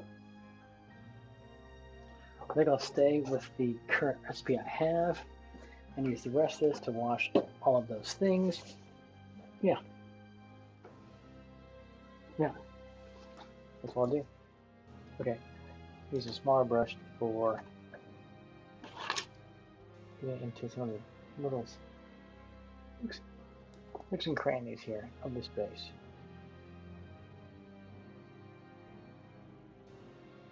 Fuck.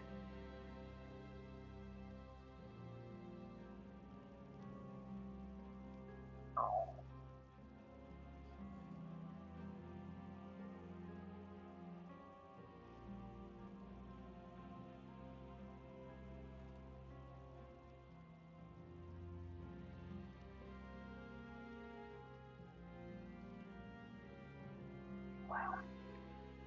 Hmm.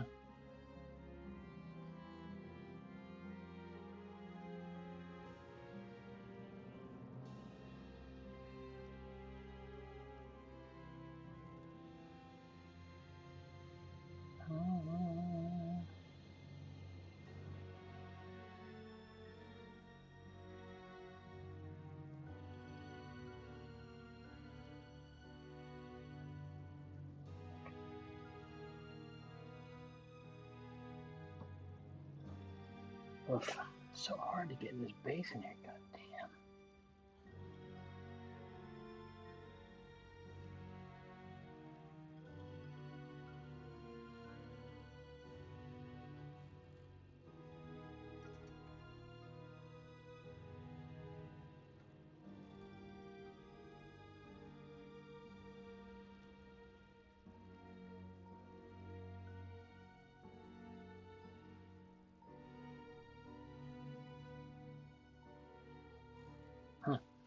Whew. Not easy to get this stuff in there. Far fucking out.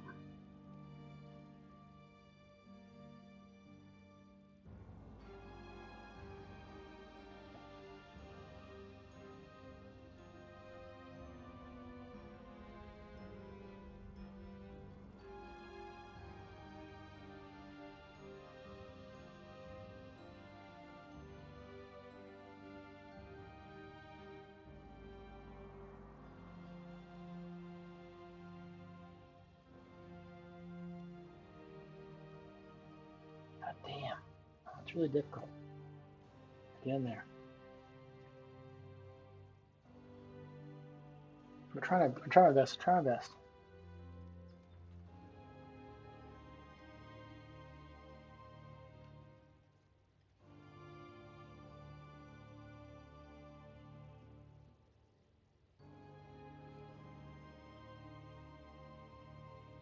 Gosh, how do you fucking do that?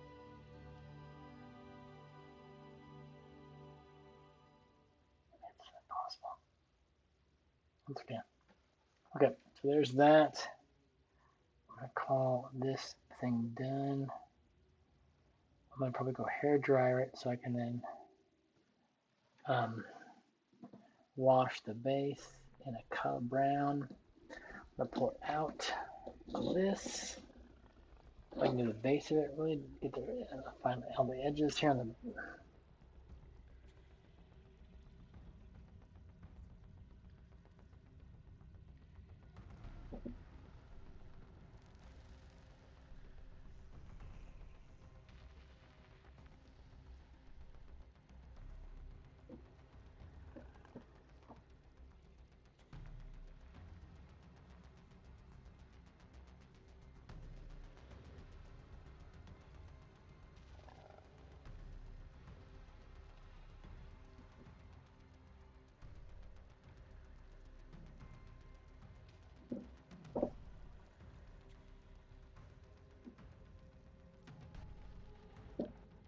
Okay, there he stands, our proud Catulafloss. I'm gonna go hair dryer the base so I can come back and then wash it. Be good. So I'll be back in 2 minutes. Please stay by.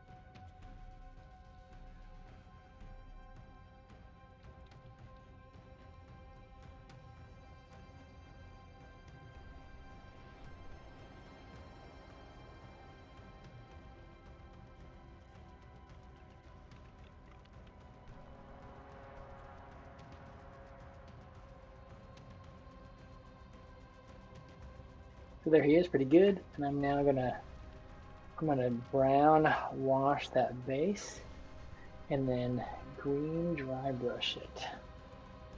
So I might for brown not use Agrax. Let me use Seraphim Sepia. Yeah. A lighter brown wash. And then a bit of green dry brush on the edge of it.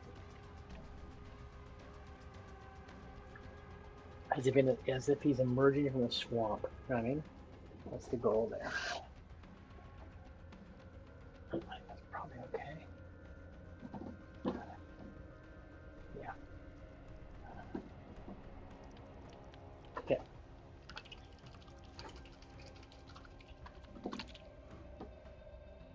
I gotta put him on a stand for fuck's sake.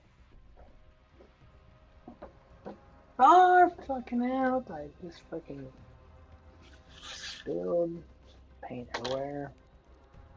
Okay, I'm gonna mop this up. Fuck.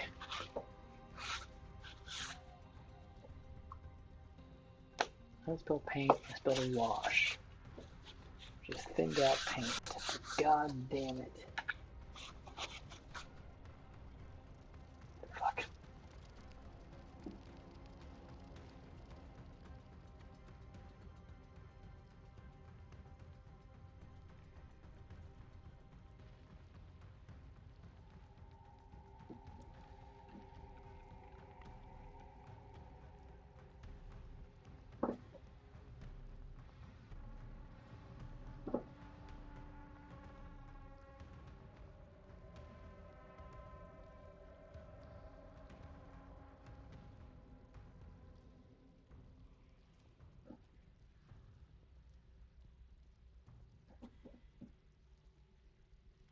Okay. There's the brown wash on him, on the base. Now I'm going to highlight it in green, but I have to, yeah, okay. Fuck. I have to come back. I'm going to come back in a second. I need more paper towels. Fuck.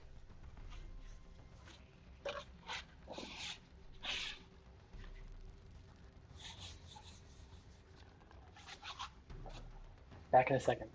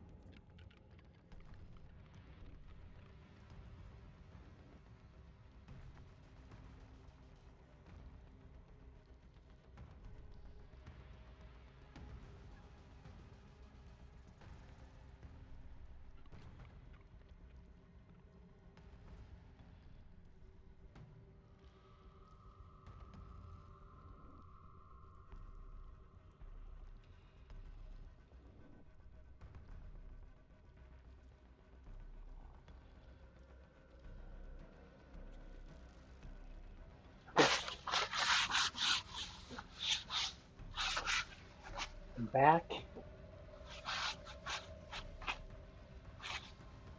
I'm going to go hair dry this guy again to dry off the wash I put on the base so I can then dry brush it in green and we'll be done. Well, we're still going to do our known oils tests, but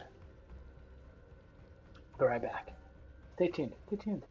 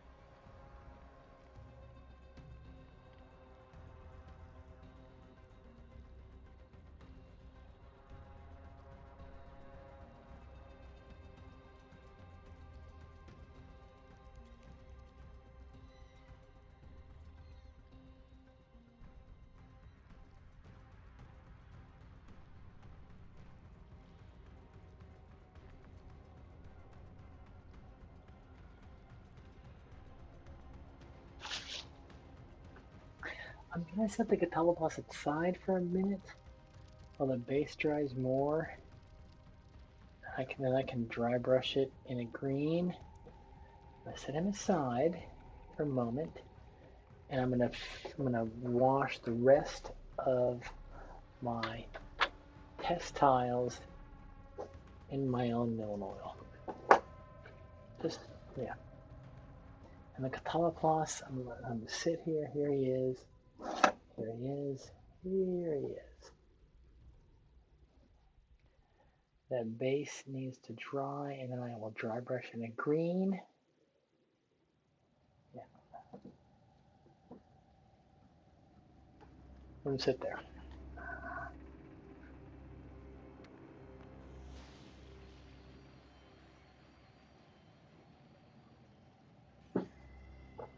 Okay.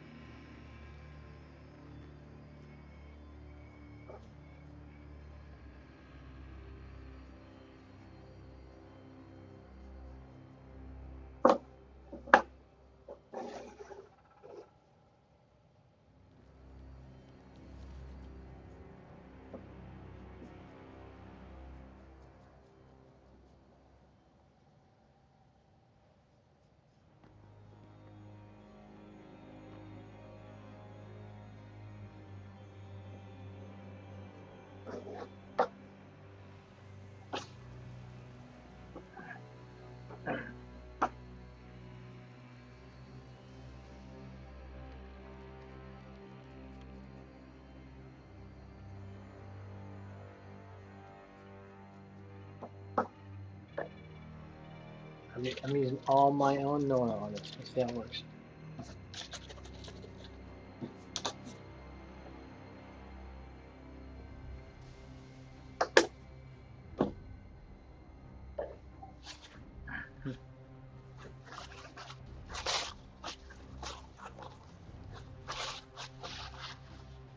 I think I need to highlight that color plus even better.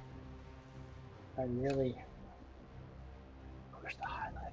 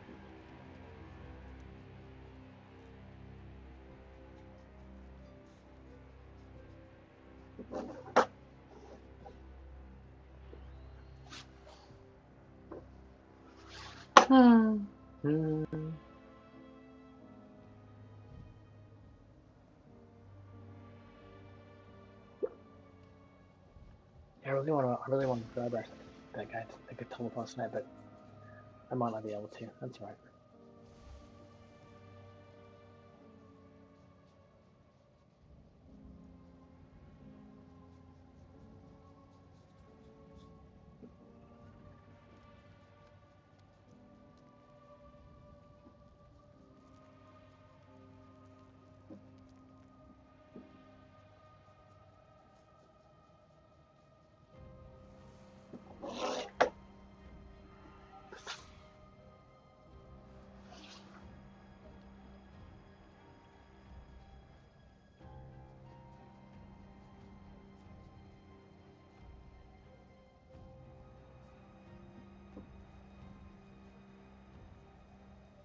I wonder if I need a couple more drops of black ink in this wash I made. I don't know.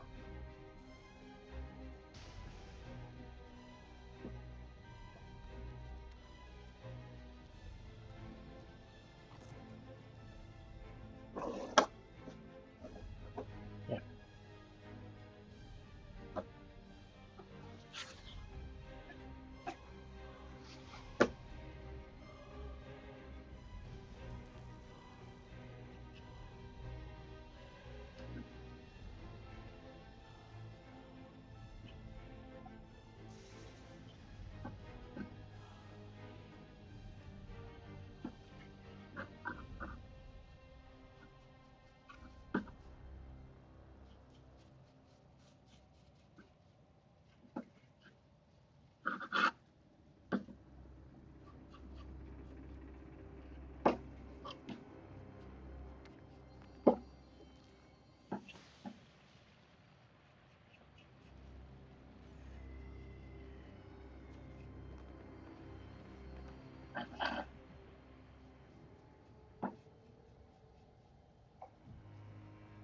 This is my homemade no oil wash. We're trying to see if it's as good as the original. I'll check it out tomorrow. Use a standard mixture of like Liquitex Flow Aid, Liquitex Matte Medium, black carbon black ink, and water.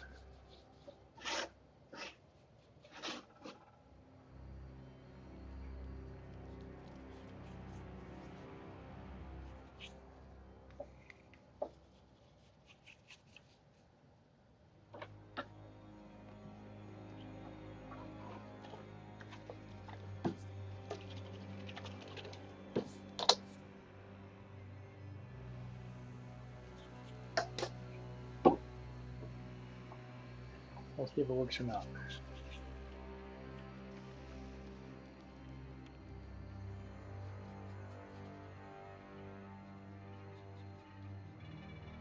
I've already primed these tiles with gray primer and painted them a bit, so I'm not worried about that. We're just trying to get them washed for eventual dry brushing. Yeah, it's not the exact same as no. I can see looking at it, but you know, it might be close enough. Thanks for joining. Those of you who are here, it's late at night. In New Zealand, it's 11 o'clock at night on a Wednesday night. This is a holiday night, though. Tomorrow is Waitangi Day in New Zealand, so it's a statutory holiday. My family and I, we're going to go to the beach, and I will talk with the kids about what they think about Waitangi Day. I think we should. Waitangi Day refers to the Treaty of Waitangi. It's kind of a founding document for New Zealand, a constitutional document, so to speak.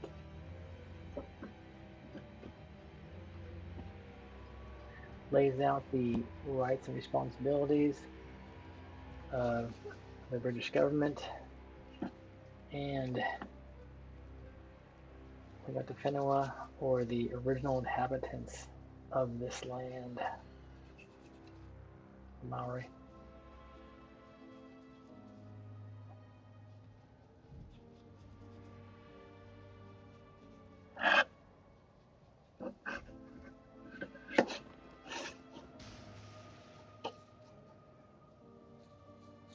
I'm really slapping this shit on thick, so that will definitely, if I do that for the big castle behind me.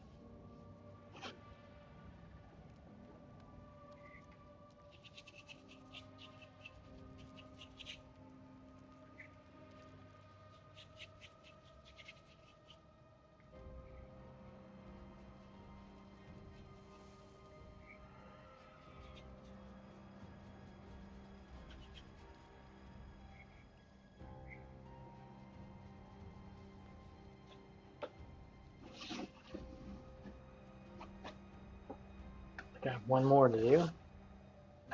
Yep, that one already done. One more here to do. Yeah, we'll see what it looks like in the morning. It's not a perfect recreation of Noah, but it's probably close enough for me to lay it down heavily. Oh, hey, Excel. Good to see you still here. I'm almost finished up. I finished the Cataloplos for the most part. Here he is.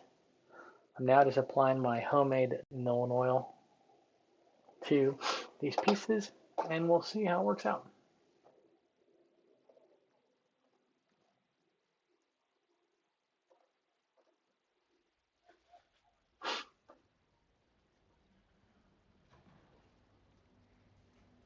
Thanks for working, man. Thanks for working. I appreciate it.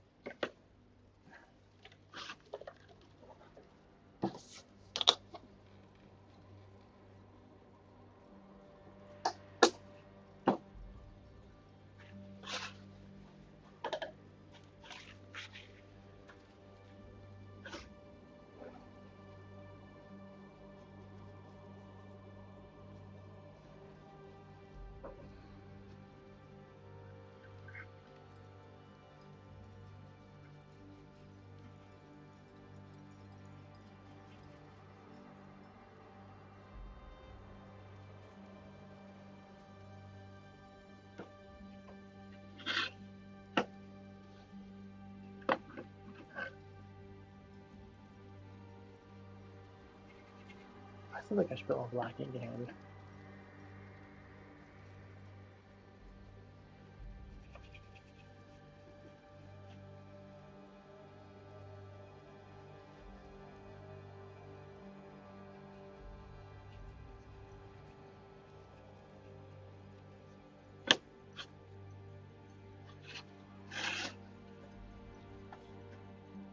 Excel, I might not have a D&D game this Sunday. I'm actually playing Les Reno's game on Sunday.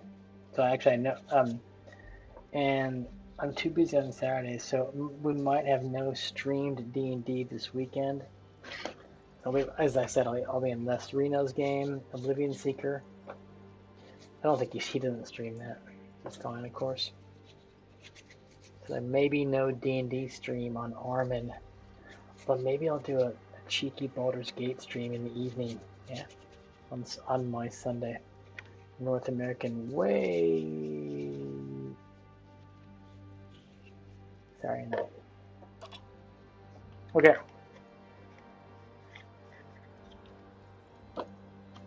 There's those pieces, kind of in our pretend known oil. Not exactly as known oil is configured, but it's all right.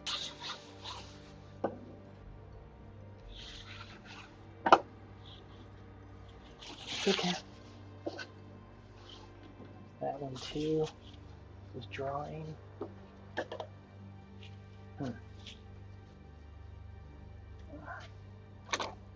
Yeah, man, I appreciate Excel coming by and viewing. I really do. It's awesome to be part of this community. But sadly, this weekend, I will probably not be streaming. But it's probably time for me to, close out. I have made known oil. I've mostly got this guy done. Tested the known oil on these pieces. It looks pretty good. And this is a test for later use of this same recipe on my big castle back here. But might raid into somebody while I finish up here. Or not if no one's out there.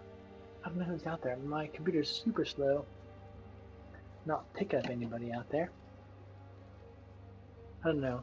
Excel, anybody else? These two folks out there? I see Dr. Juggernaut, Mike Moans, Esmeralda, Ivadua, he's doing, maybe Esmeralda. Should we raid Esmeralda?